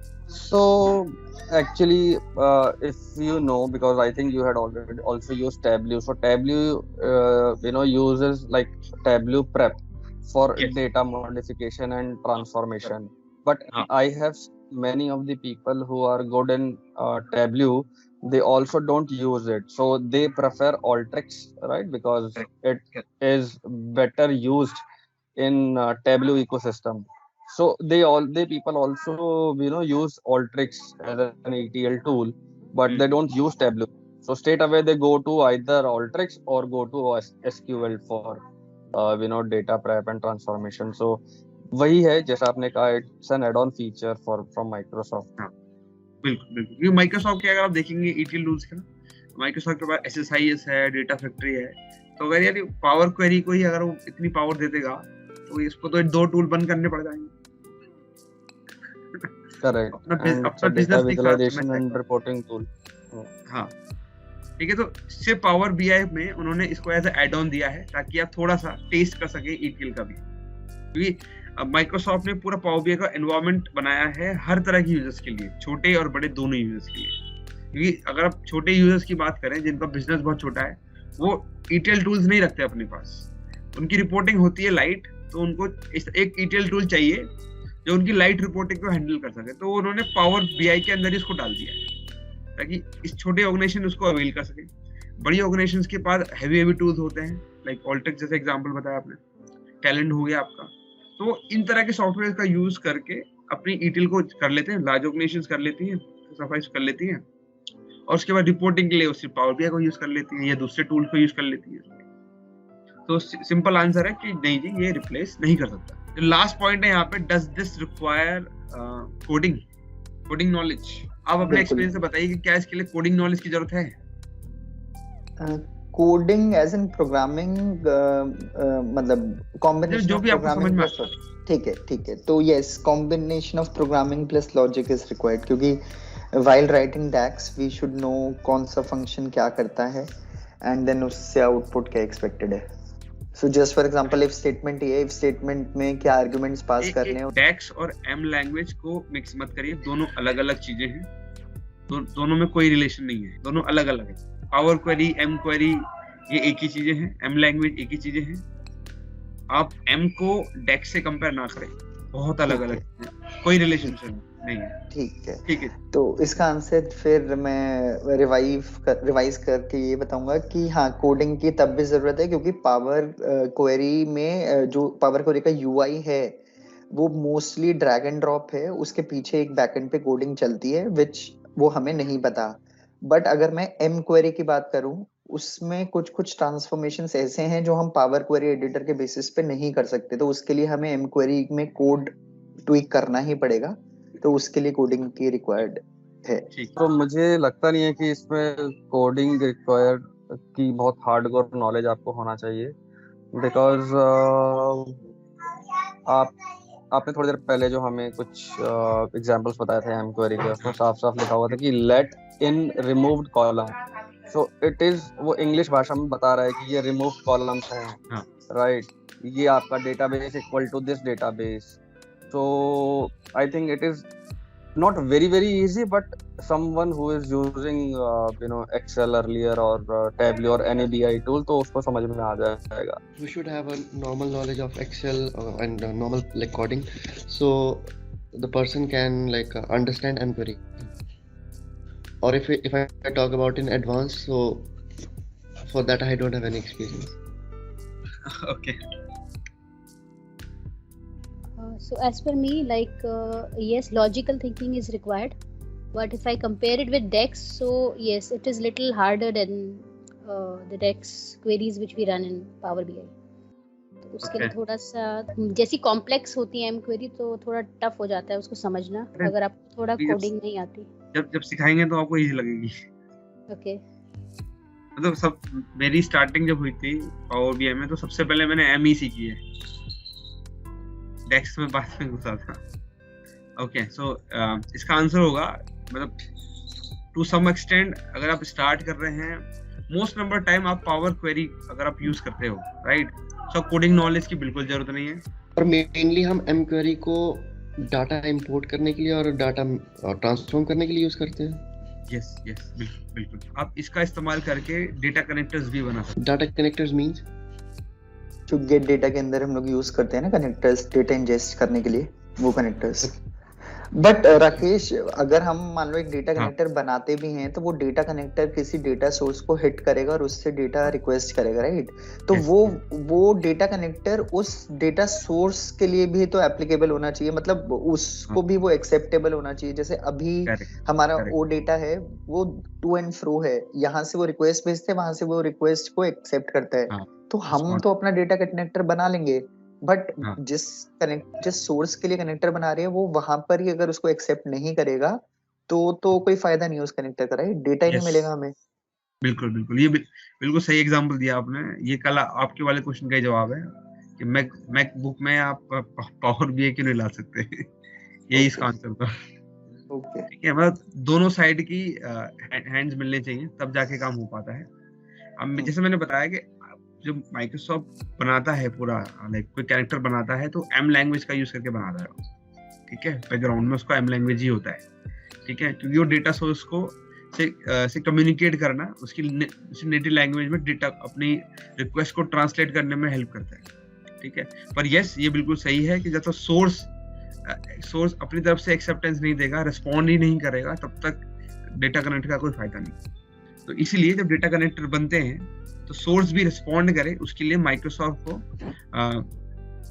को थर्ड पार्टी जो वेंडर्स होते हैं, सॉफ्टवेयर वेंडर्स होते हैं, उनके साथ एक हार्मनी में आना पड़ता है, एक हैंड्स मिलाने पड़ते हैं, तब उनकी तरफ से सपोर्ट मिलता है, रिस्पॉन्स मिलता है। तो उनको अपने सॉफ्टवेयर में भी इस तरह की फंक्शनैलिटी ऐड करनी पड़ती है कि जब भी कोई ऐसी रिक्वेस्ट आए पावर बीआई की तरफ से, ठीक है, एक डिफाइंड रिक्वेस्ट जो आती है तो उसको एंटरटेन करेगा, ना कि मना करेगा, ठीक है, ये करना होता है। तो आप जब डेटा कनेक्टर बनाते हो तो आपको सब चीजें देखनी पड़ेगी कि क्या ऐसे कोई ऑप्शन अवेलेबल है, तब जाके आप बना सकते हो, एल्स नहीं बना सकते। तो जैसे मैंने बताया कि पावर क्वेरी का जो इस्तेमाल है, मोस्ट नंबर ऑफ टाइम आपको कोडिंग नॉलेज नहीं चाहिए, आप उसके बिना भी काम कर सकते हैं, क्योंकि इसका यूआई ही सेल्फ सफिशिएंट है करने के लिए। आप जितना एक्सटेंसिव नॉलेज इसमें रखते हो उतनी अच्छी तरह से आप उसके यूआई को और बेहतर यूज कर सकते हो, ठीक है। पर अगर आपको उसका बैकग्राउंड का नॉलेज है, उसका कोडिंग नॉलेज है, जो कि इतना टफ नहीं है, मतलब है भी और नहीं भी है वैसे, तो अगर उसका नॉलेज अगर आप रखते हो तो आपके ट्रांसफॉर्मेशन में वो हेल्प करेगा और उसको बेहतर बना देगा, ट्रांसफॉर्मेशन स्टेप्स को उतना ही छोटा कर सकता है। ठीक है, कई बार होता है ना, हम बहुत बड़े बड़े ट्रांसफॉर्मेशन स्टेप मार देते हैं क्योंकि सभी रिक्वायर्ड होती है तो हम सभी कर देते हैं, पर कुछ ऐसे वेज भी होते हैं जिसका अगर आप यूज करें तो आपकी ट्रांसफॉर्मेशन के जो स्टेप्स हैं जो इतने सारे हो गए, आप उसको बहुत ही छोटा कर सकते हैं। अब हम बिल्डिंग ब्लॉक्स की बात कर लेते हैं इसमें, यहाँ पे थोड़ा ध्यान दीजिएगा, ये मिस किया ना तो बहुत आगे के ट्रांसफॉर्मेशन में आपको हेल्प नहीं होगी फिर, ठीक है। ये मेरा पावर बीआई ब्लैंक है, मतलब पूरा ब्लैंक पावर बीआई है, इसमें कोई डेटा नहीं है, कोई कोड नहीं है, बिल्कुल ब्लैंक, ठीक है। मैं न्यू सोर्स पे गया, मैं यहाँ ब्लैंक क्वेरी पे क्लिक कर दूंगा, एक ब्लैंक क्वेरी आ जाएगी, मतलब इसके पीछे भी कुछ नहीं है, खाली है, दिख ही रहा है आपको। अगर आपके केस में आपको ये फॉर्मूला बार नहीं दिख रहा है तो आप व्यू में चले जाइए और फॉर्मूला बार को एक्टिव कर दीजिए यहाँ से, तो आपको भी इस तरह से फॉर्मूला बार दिखने लग जाएगा। ये formula bar and advance editor is same क्या? हाँ, yes, but not to that extent. ये स्टेप वाइज हर स्टेप का अलग फॉर्मूला बार होता है।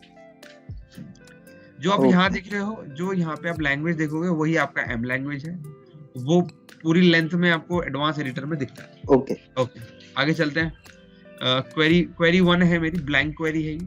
ब्लैंक क्वेरी में अब यहाँ पे स्टार्ट करते हैं कुछ इनपुट करके, ठीक है। मैं यहाँ पे कुछ भी डाल सकता हूँ, लाइक अपना नाम डाल सकता हूँ मैं, और एंटर मारूंगा तो ये ले लेगा। ये इसने खुद ही ट्रांसफॉर्म कर दिया, ले लेता है।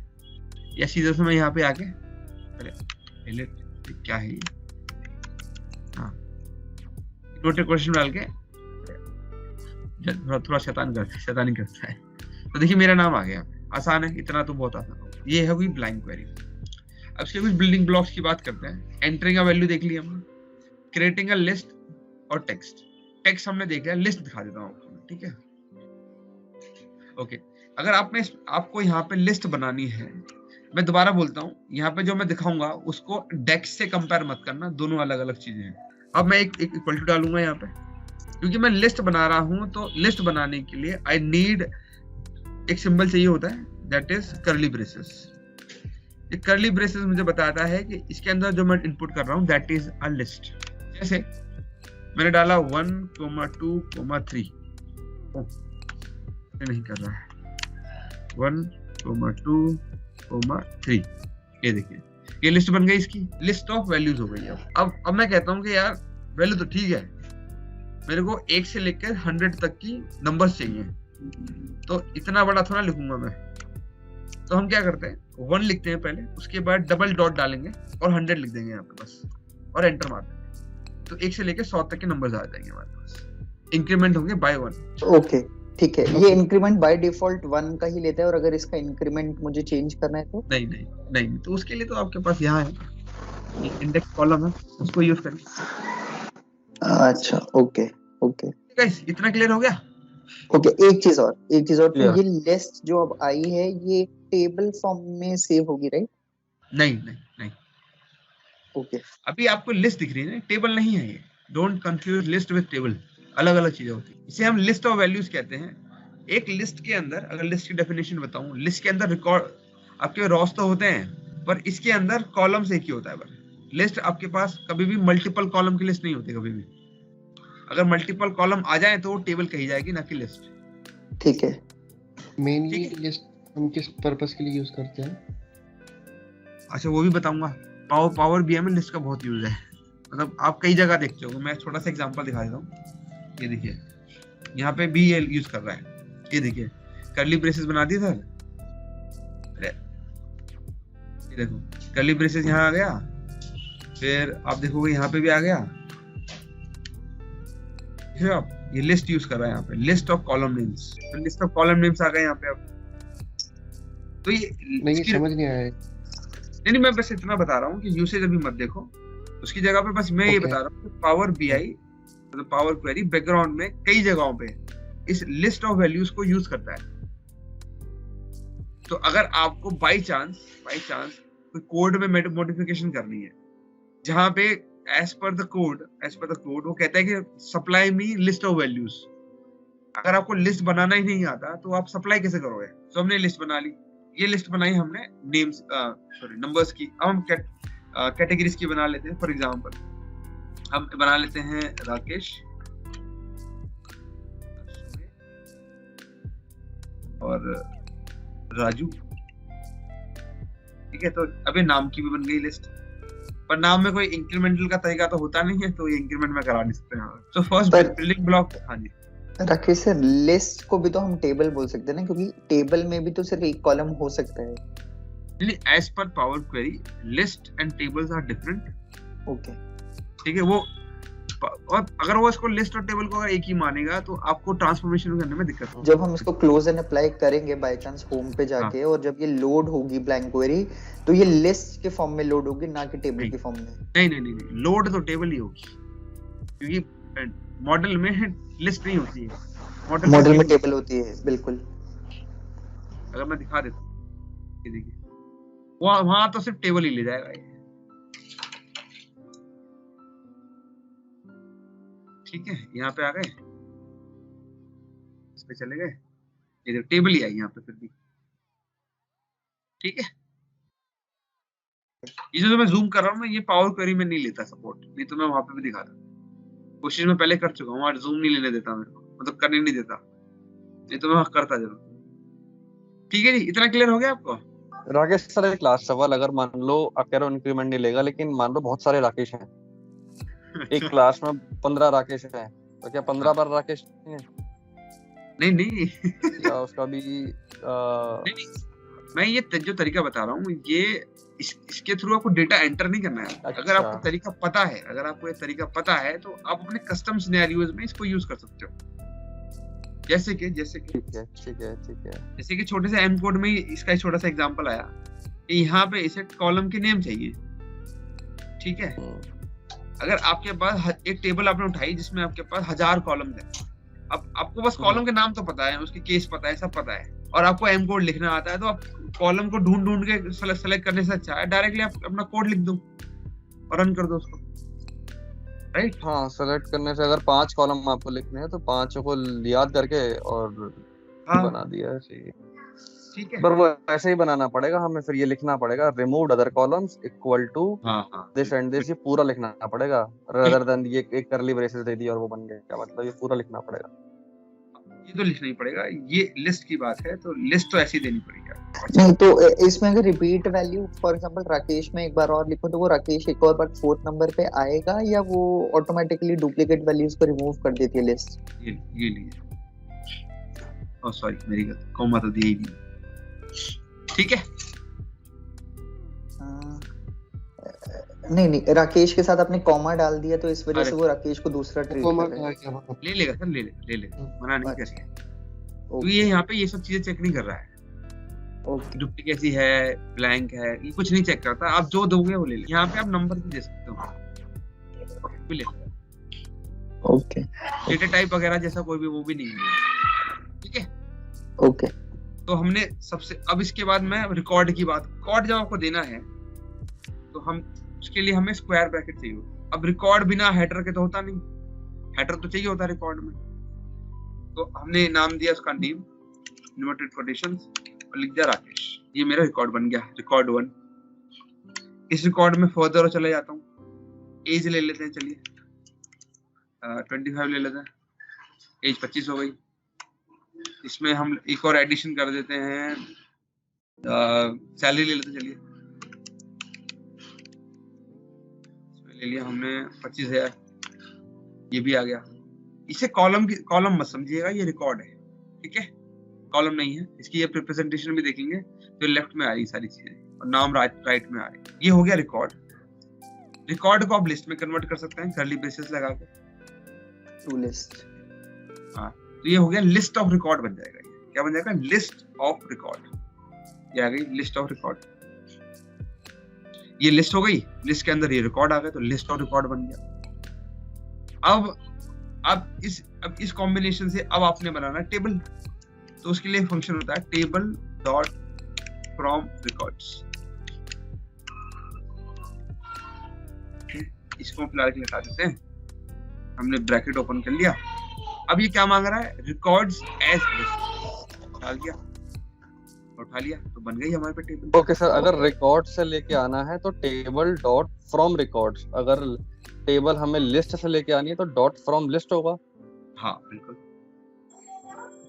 ठीक। और डायरेक्टली टेबल बनानी है तो बिना लिस्ट और रिकॉर्ड बनाए डायरेक्टली टेबल बनानी है ब्लैंक क्वेरी में, फिर तो उसके लिए आपके पास एंटर डेटा है ना, वो यूज करिए। और ब्लैंक क्वेरी में बाय चांस, हाँ वो तो ठीक है, एंटर डेटा से कर सकते हैं, पर एंटर डेटा के अगर बनना चाहते हैं, कोड के थ्रू बनाना चाहते हैं तो आपको ये तरीका यूज करना पड़ेगा। अच्छा, पहले लिस्ट बनेगी, फिर रिकॉर्ड्स बनेंगे और रिकॉर्ड के बाद ही टेबल बनेगी। ओके, इसमें आप ये एक्सप्लेन कर रहे थे कि हम मतलब पूरा प्रोसेस क्या टेबल क्रिएट करने का, list then record then table.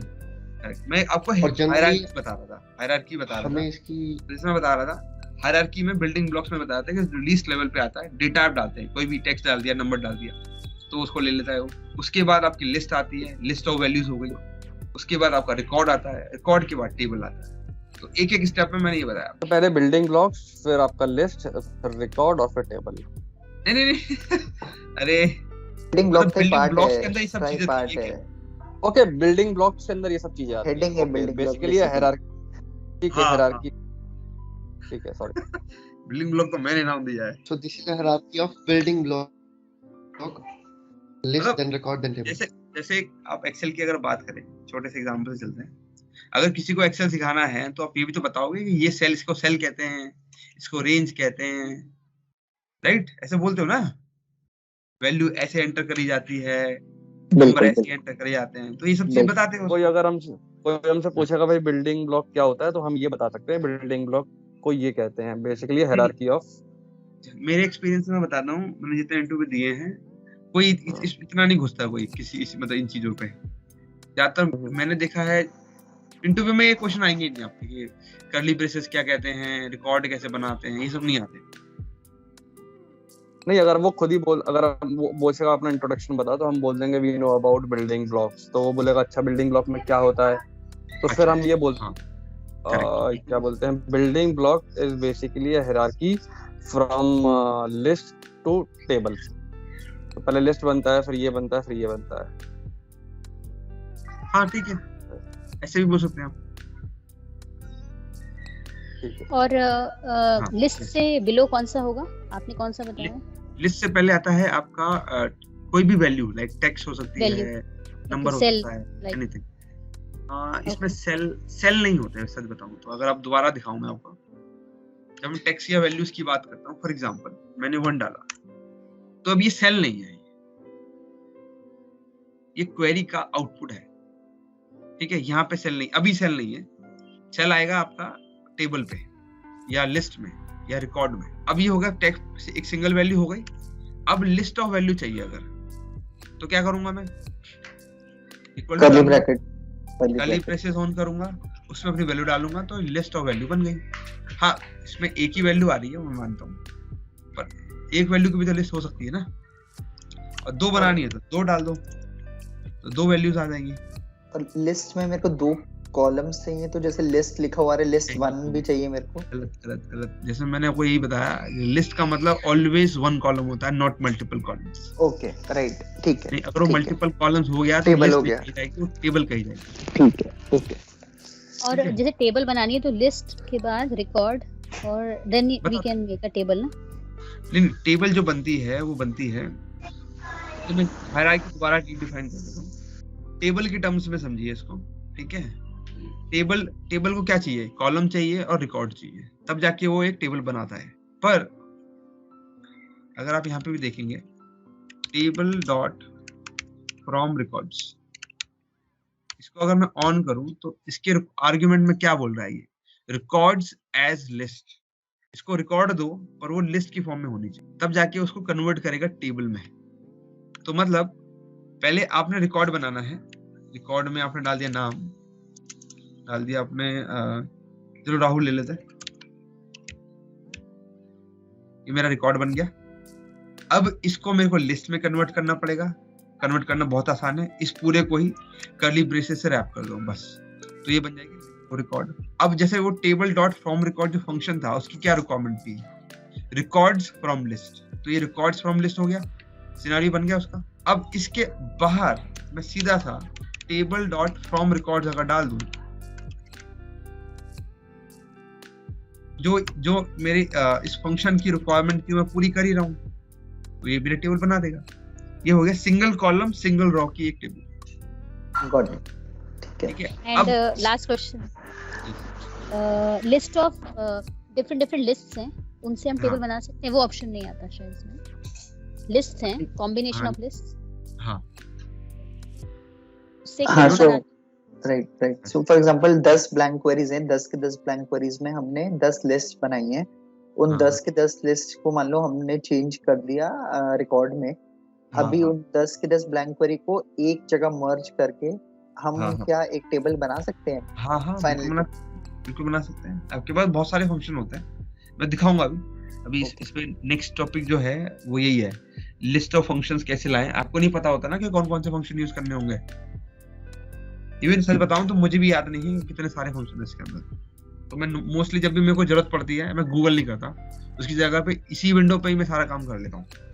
वो भी बताऊंगा कि मैं कैसे रेफर करता हूँ, आप कैसे यूज कर सकते हो उसको। ओके, और सर एक चीज और, जब भी आपने टेबल फ्रॉम रिकॉर्ड्स लिखा, ये आपकी एम क्वेरी का फंक्शन है, राइट? टेबल डॉट रिकॉर्ड्स, ये जो अभी हम कर रहे हैं ना, ये एम क्वेरी के ही बेसिक सीख रहे हैं। एम क्वेरी के बेसिक सीख रहे हैं। ओके, और जो इसके आगे क्यूब का साइन आ रहा था, that is because this is a tabular model. जब हम टेबल डॉट फ्रॉम रिकॉर्ड्स लिख रहे थे तो जो वो हम लोग को सजेशंस दे रहा था उसके आगे एक क्यूब बनकर आ रहा था। अच्छा नहीं वो तो उसका वो है यूआई बनाया है वैसे इन्होंने। अच्छा, वो यूआई है, वो टेबुलर मॉडल सजेस्ट तो नहीं करता ना? ना उसको वैसे मत समझो यार। ओके, पहले नहीं आता था यार। अब मान लीजिए मेरे को एक रिकॉर्ड और चाहिए, मैं यहाँ पे गया, कोमा लगाया, चेक कर लेता हूँ, कोमा लगाया, इसको फिर डाला, दूसरा रिकॉर्ड आ गया। अब यहाँ पे नाम चेंज कर दो, सुरेश कर देते हैं, सुरेश को 30 कर देते हैं हम, ये दूसरा रिकॉर्ड आ गया। अगर कॉलम ऐड करना है एक और, तो आप इसमें सैलरी का कॉलम ऐड कर दीजिए। सैलरी में यहाँ पे डाल देते हैं 30,000, तो इसी को दोबारा कॉपी करना पड़ेगा, लास्ट में ले जाएंगे। ये स्ट्रक्चर सेम रखना पड़ेगा स्ट्रक्चर। हाँ, पर हाँ यही पूछना, अगर हम नहीं पेस्ट करेंगे इसको तो नीचे वो नल वैल्यू देगा। फॉर एग्जांपल इस वाले सेकंड रिकॉर्ड के लिए हम सैलरी नहीं डालते तो वो उसको एनएन देगा, नल देगा या जीरो देगा? Error margin. पर ऐसा क्यों? हमारे पास जब हम टेबल लोड करते हैं तो कहीं बार स्कीमा खराब कर देना, स्कीमा खराब। अब आपको अगर नल चाहिए तो आपको नल लिखना। तो मतलब जितने चीजें डिफाइन किया है ऊपर उतने नंबर ऑफ रिकॉर्ड्स चाहिए नीचे। अगर कोई मिसिंग वैल्यू है तो उसकी जगह भी हमें नल स्पेसिफाई करना पड़ेगा। पर ये जो मैं बता रहा हूँ ये सिर्फ अंडरस्टैंडिंग के लिए बता रहा हूँ, इसका यूसेज मैंने खुद नहीं किया अभी तक। अंडरस्टैंडिंग मतलब पता रहेगी तो मतलब वो होता है ना कि अगर आपको कोई गेम खेल रहे हो राइट, और आपको पता है इसके रूल्स, तो आपको पता चल जाएगा चीटिंग हो रही है कि नहीं हो रही। बिल्कुल। और नल और ब्लैंक दोनों दे सकते हैं, कोई फर्क तो नहीं पड़ेगा ना? नल की जगह अगर मैं ब्लैंक और ब्रैकेट्स दे दूं? नहीं सर, ये थोड़ा यहाँ पे करेक्शन यहाँ पे ये होगी। नल एंड ब्लैंक्स दोनों एक ही होते हैं। अगर आप ब्लैंक देना चाहते हैं तो आपको नल लिखना पड़ेगा। नल यहाँ पे ब्लैंक ट्रीट होता है, आप ब्लैंक नहीं लिख सकते। नल के अलावा एक एम्प्टी और होता है, इसे एम्प्टी कहते हैं। पर ये नल और एम्प्टी सेम नहीं होंगे, दोनों अलग अलग माने जाते हैं। और उसका वो कैसे पता चलता है कि दोनों अलग अलग है? अगर हम काउंट ऑफ सैलरी करेंगे फॉर एग्जांपल एक डैक्स में, तो वो 30,000 ही ट्रीट करेगा या एम्प्टी को भी काउंट करेगा? हेलो देखो, हेलो फॉल्स आया, नल इक्वल टू नथिंग। हाँ ठीक है तो फॉल्स आया ना, तो यानी वो उसको काउंट नहीं करेगा। इवन सर इसमें अगर आप देखेंगे power query is case sensitive, मतलब capital A equal to small a false, case sensitive है, नहीं मानेगा। ओके इसको समराइज करूं, अगर power query is case sensitive, ठीक है, तो कोई भी फॉर्मूला लगाएं तो केस जरूर मेक श्योर करें। मतलब अगर कुछ भी आप मिस करोगे, केस कर दिया, लेटर मिस कर दिया, स्पेस मिस कर दिया, तो ये एरर मारेगा सीधा। बहुत सेंसिटिव है इस मामले में। मैं तो अपने आप को इतने पे रोकूंगा अपने आप को कि भाई पहले अगर आपको टेबल बनानी है तो you need to make first record, फिर लिस्ट और फिर देन टेबल। गलत लिस्ट पहले फिर रिकॉर्ड, पहले लिस्ट। अच्छा हाँ, लिस्ट पहले नहीं रुकिए, मैं क्लैरिफाई कर देता हूँ। जैसे आप छोटा सा एग्जांपल समझिए, अगर आपको टेबल बनानी है, आपको क्या चाहिए? आपको कॉलम चाहिए, रिकॉर्ड। पर रिकॉर्ड बनाने के लिए आपको क्या चाहिए? लिस्ट चाहिए, लिस्ट चाहिए। मतलब ये फॉर्मूला क्या कह रहा है? रिकॉर्ड्स फ्रॉम लिस्ट, मतलब लिस्ट देनी पड़ेगी पहले आपको। तो आपका पहला आया वैल्यू, उसके बाद आपके पास आई रिकॉर्ड, उसके बाद आपकी लिस्ट आई, उसके बाद आपके कॉलम्स आ रहे हैं। मतलब रिकॉर्ड लिस्ट फिर कॉलम्स। नहीं, लिस्ट रिकॉर्ड फिर कॉलम नहीं, मैंने बताया वैसे था, मैंने बताया वैसे था, मानता हूँ। पर आप यहाँ पे इसकी हायरार्की भी तो देखो कि पहले आप यहाँ पे एक वैल्यू डाल रहे हो, करेक्ट? ठीक है। और वो वैल्यू कहाँ डाल रहे हो? एक रिकॉर्ड के अंदर डाल रहे हो। अच्छा, रिकॉर्ड है मेरा, ठीक है। और इस रिकॉर्ड को मैं कहाँ से कैसे रैप कर रहा हूँ? मैं कर्ली ब्रेसेस से रैप कर रहा हूँ, मतलब मैं उसको लिस्ट में कन्वर्ट कर दे रहा हूँ। बिल्कुल। और उस लिस्ट अब ये क्या होगी? अब हर एक कॉलम को मैं ऐसे डिफाइन कर दे रहा हूँ वैल्यूज के थ्रू। मतलब यहाँ तो मैंने वैल्यू डाली, रिकॉर्ड के अंदर जब मैं कोई वैल्यू डाल रहा हूँ, जैसे यहाँ पे कर्ली ब्रेसेस ऑन कर दिया, तो नेम हो गया मेरा पहला, नेम मेरा कॉलम का नाम बन गया। अगर सर के पास जा रहा है तो कोई बात नहीं, ये आगे काम नहीं आएगा। ठीक है, लेट गो कर सकते, नहीं समझ में, ठीक है। नहीं तो नहीं, मैं बेसिकली हमेशा जैसे इस फॉर्मूले के हिसाब से तो पहले आपका रिकॉर्ड आएगा अंदर से बाहर, फिर लिस्ट बनेगी, देन टेबल। हाँ करेक्ट। तो नहीं, एक क्वेश्चन मिस कर गया, वैल्यूज आया, वैल्यूज पहले हाँ, वैल्यूज की कोई भी हम दैट हाँ, विल बी अ वैल्यू। अब उस हाँ, वैल्यू का कुछ लेना वैल्यू जब तक कोई सेंस नहीं बनाएगी जब तक उसके आगे वो रिकॉर्ड या लिस्ट ना डाले, तो उसको हाँ, रिकॉर्ड बनाएंगे, फिर लिस्ट बनाएंगे, फिर वो बनाएंगे। तो वैल्यूज आ टेबल। गई, वैल्यू से रिकॉर्ड बनी, रिकॉर्ड से लिस्ट बनी, और फिर उसके बाद फाइनल में आपकी बन गई टेबल। ठीक है, ये हायरार्की है। वैसे हायरार्की सब पूछी नहीं जाती है इंटरव्यू में, तो कोई इशू नहीं है, बस इसको अंडरस्टैंड करिए कि ये चीजें ऐसे चलती हैं। ये तो समझ आ गया। हाँ जी सर। मेनली क्वेश्चन है कि हम इसको मतलब ये प्रोसेस कर क्यों रहे हैं और हम क्यों फॉलो करते हैं ये प्रोसेस, अगर हम जनरली नॉर्मल टेबल इंपोर्ट कर लेते डायरेक्ट। हाँ, या नहीं मैं आपको ये हाँ जो जी। सिखा रहा हूँ सिर्फ इसकी अंडरस्टैंडिंग दे रहा हूँ कि चीजें ऐसी चलती हैं। कर्ली ब्रेसेस के क्या मतलब है, ओके स्क्वायर ब्रैकेट का क्या मतलब है, केस का, ओके जैसे केस का एग्जांपल बताया, नंबर्स कैसे डालते हैं, उसके लिए मुझे कुछ सिनेरियो चाहिए ना, तभी तो मैं बता पाऊंगा। अगर मैं ऐसे कुछ बोलता रहूंगा तो रिलेट नहीं कर पाओगे। दिस इज ओनली हाँ। For our knowledge purpose, Yes, like yes, हम yes. एम क्वेरी को समझ पाए। हाँ, यस, थोड़ी अंडरस्टैंडिंग आ जाए उसकी, ताकि वो Okay. जितना कॉम्प्लेक्स लगता है कॉम्प्लेक्स ना लगे, उल्टा पीस ऑफ केक लगे। ओके ठीक ठीक है, ये अंडरस्टैंडिंग के लिए है। जैसे मैंने बताया, अगर आप इस पीस को मिस भी करते हो तो कुछ खास लूज नहीं करोगे यहाँ पे, क्योंकि आगे इतना काम नहीं आएगा आपके, मतलब ऐसे आ भी सकता है, सिनेरियो टू सिनेरियो डिपेंड करता है। ठीक है, यहाँ तक क्लियर हो गया? ठीक है, क्लियर है, नेक्स्ट ले जाता हूँ। अब आपको यहाँ पे ले जाता हूँ, अभी थोड़ा मजेदार निकलेगा। अब हम क्या करते हैं, यहाँ पे आते हैं, एक ब्लैंक क्वेरी बनाते हैं एक और। अब मेरा एक क्वेश्चन ये आता है कि यार मेरे पे एक सिनेरियो है जिसमें मेरे को ट्रांसफॉर्मेशन परफॉर्म करनी है, और मुझे नहीं पता यार कौन सा फंक्शन लगेगा, कौन सा एम कोड लगेगा, मुझे बिल्कुल आइडिया नहीं है, मुझे कोई हेल्प चाहिए। मतलब मेरे पे अगर एक लिस्ट ऑफ टेबल्स आ जाए, sorry list of power query functions आ जाए तो बहुत हेल्प हो जाएगी। तो कैसे करते हैं आप, कैसे निकालते हैं list of power query functions? हाँ जी। तो इक्वल टू मार के अगर हेल्प लिखे आ जाए तो नहीं, तो मोस्टली हम क्या करते हैं, गूगल पे चले जाते हैं, ठीक है, वहां पे लिख देते हैं list of power query functions, इस तरह से हेल्प के लिए चले जाते हैं। पर वो ना करके, अगर आप पावर क्वेरी के अंदर एक ब्लैंक क्वेरी खोलें, इक्वल टू लिखें और लिखे हैश शेयर लिख दें बस, तो list of power query functions आ जाएंगे। मैं ये डाल देता हूँ चैट में, अगर आप ट्राई करना चाहें तो कर सकते हैं। अच्छा, बस ये डाल दिया मैंने, ये डाल दीजिएगा, चल जाएगा। ठीक है, तो list of power query function आ गया हमारे पास। ठीक है, अब मेरे को यहाँ पे बाई चांस हो सकता है कुछ फिल्टर भी लगाने पड़े, तो मैं क्या करूंगा, इस पूरे ट्रांसफॉर्मेशन को, जो कि एक रिकॉर्ड की शेप में है, अगर आप देखोगे लेफ्ट में क्या है, रिकॉर्ड के हेडर्स आ रहे हैं, और राइट में क्या है, फंक्शंस, टेबल, ये सब आ रही है, तो ये रिकॉर्ड बना है, टेबल बना देंगे इसको। अगर ऊपर भी देखें ना, रिकॉर्ड टूल्स भी एक्टिव हो चुका है, तो इसका मतलब ये जो आउटपुट दे रहा है अभी, ये रिकॉर्ड है। यहाँ पे आइकन के फॉर्म में पता चल रहा है कि रिकॉर्ड है, रिकॉर्ड टूल्स भी दिखा रहा है अपने आप, मतलब उसका भी एक टैब आ गया है। तो तीन आइडेंटिफिकेशन हो गई हमारे पास रिकॉर्ड को फाइंड आउट करने की। अब इस पे अगर कोई फर्दर कुछ करना है, फिल्टर लगाना, कुछ मैनिपुलेशन करना है, तो हम क्या करते हैं, फॉर ईज ऑफ ट्रांसफॉर्मेशन हम इसको टेबल में कन्वर्ट कर लेंगे। उसके लिए अगर आप देखेंगे रिकॉर्ड टूल्स के अंदर लेफ्ट में आप इनटू टेबल का ऑप्शन आ रहा है, आप इस पे सिंपल क्लिक कर दीजिए, आपका पूरा ट्रांसफॉर्मेशन इनटू टेबल हो जाएगा। अब ये टेबल बन गई है। अब फॉर एग्जांपल मेरी कोई ऐसी नीड है जिसमें मैं दो लिस्ट को मैं क्या कहता हूँ, मर्ज करना चाहता हूँ। ठीक है, तो मैं यहाँ गया, नेम पे चला गया, यहाँ पे जाके मैं सिर्फ लिस्ट लिख देता हूँ, तो मेरे पे इतने सारे फंक्शन आ गए लिस्ट से रिलेटेड, राइट। या फिर मैं कुछ इसमें से सेलेक्ट लेना चाहूँ तो वो मैं ले सकता हूँ।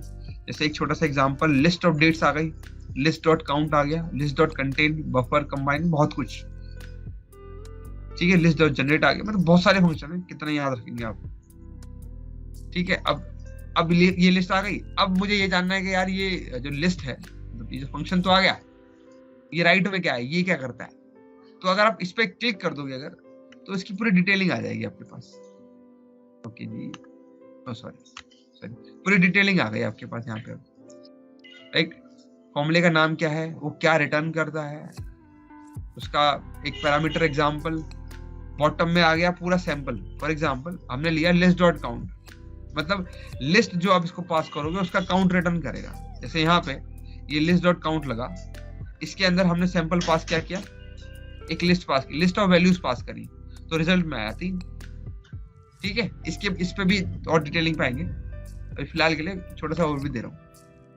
ओके, अब आपने क्लिक तो कर दिया था, अब आप क्लिक नहीं करना चाहते, आप चाहते हो यार एक प्रीव्यू आ जाए, वो ज्यादा अच्छा रहेगा, तो इस पे ना क्लिक करके इसके राइट में जो व्हाइट स्पेस है वहां क्लिक कर दो, तो आप बॉटम में इसका प्रीव्यू देख सकते हो।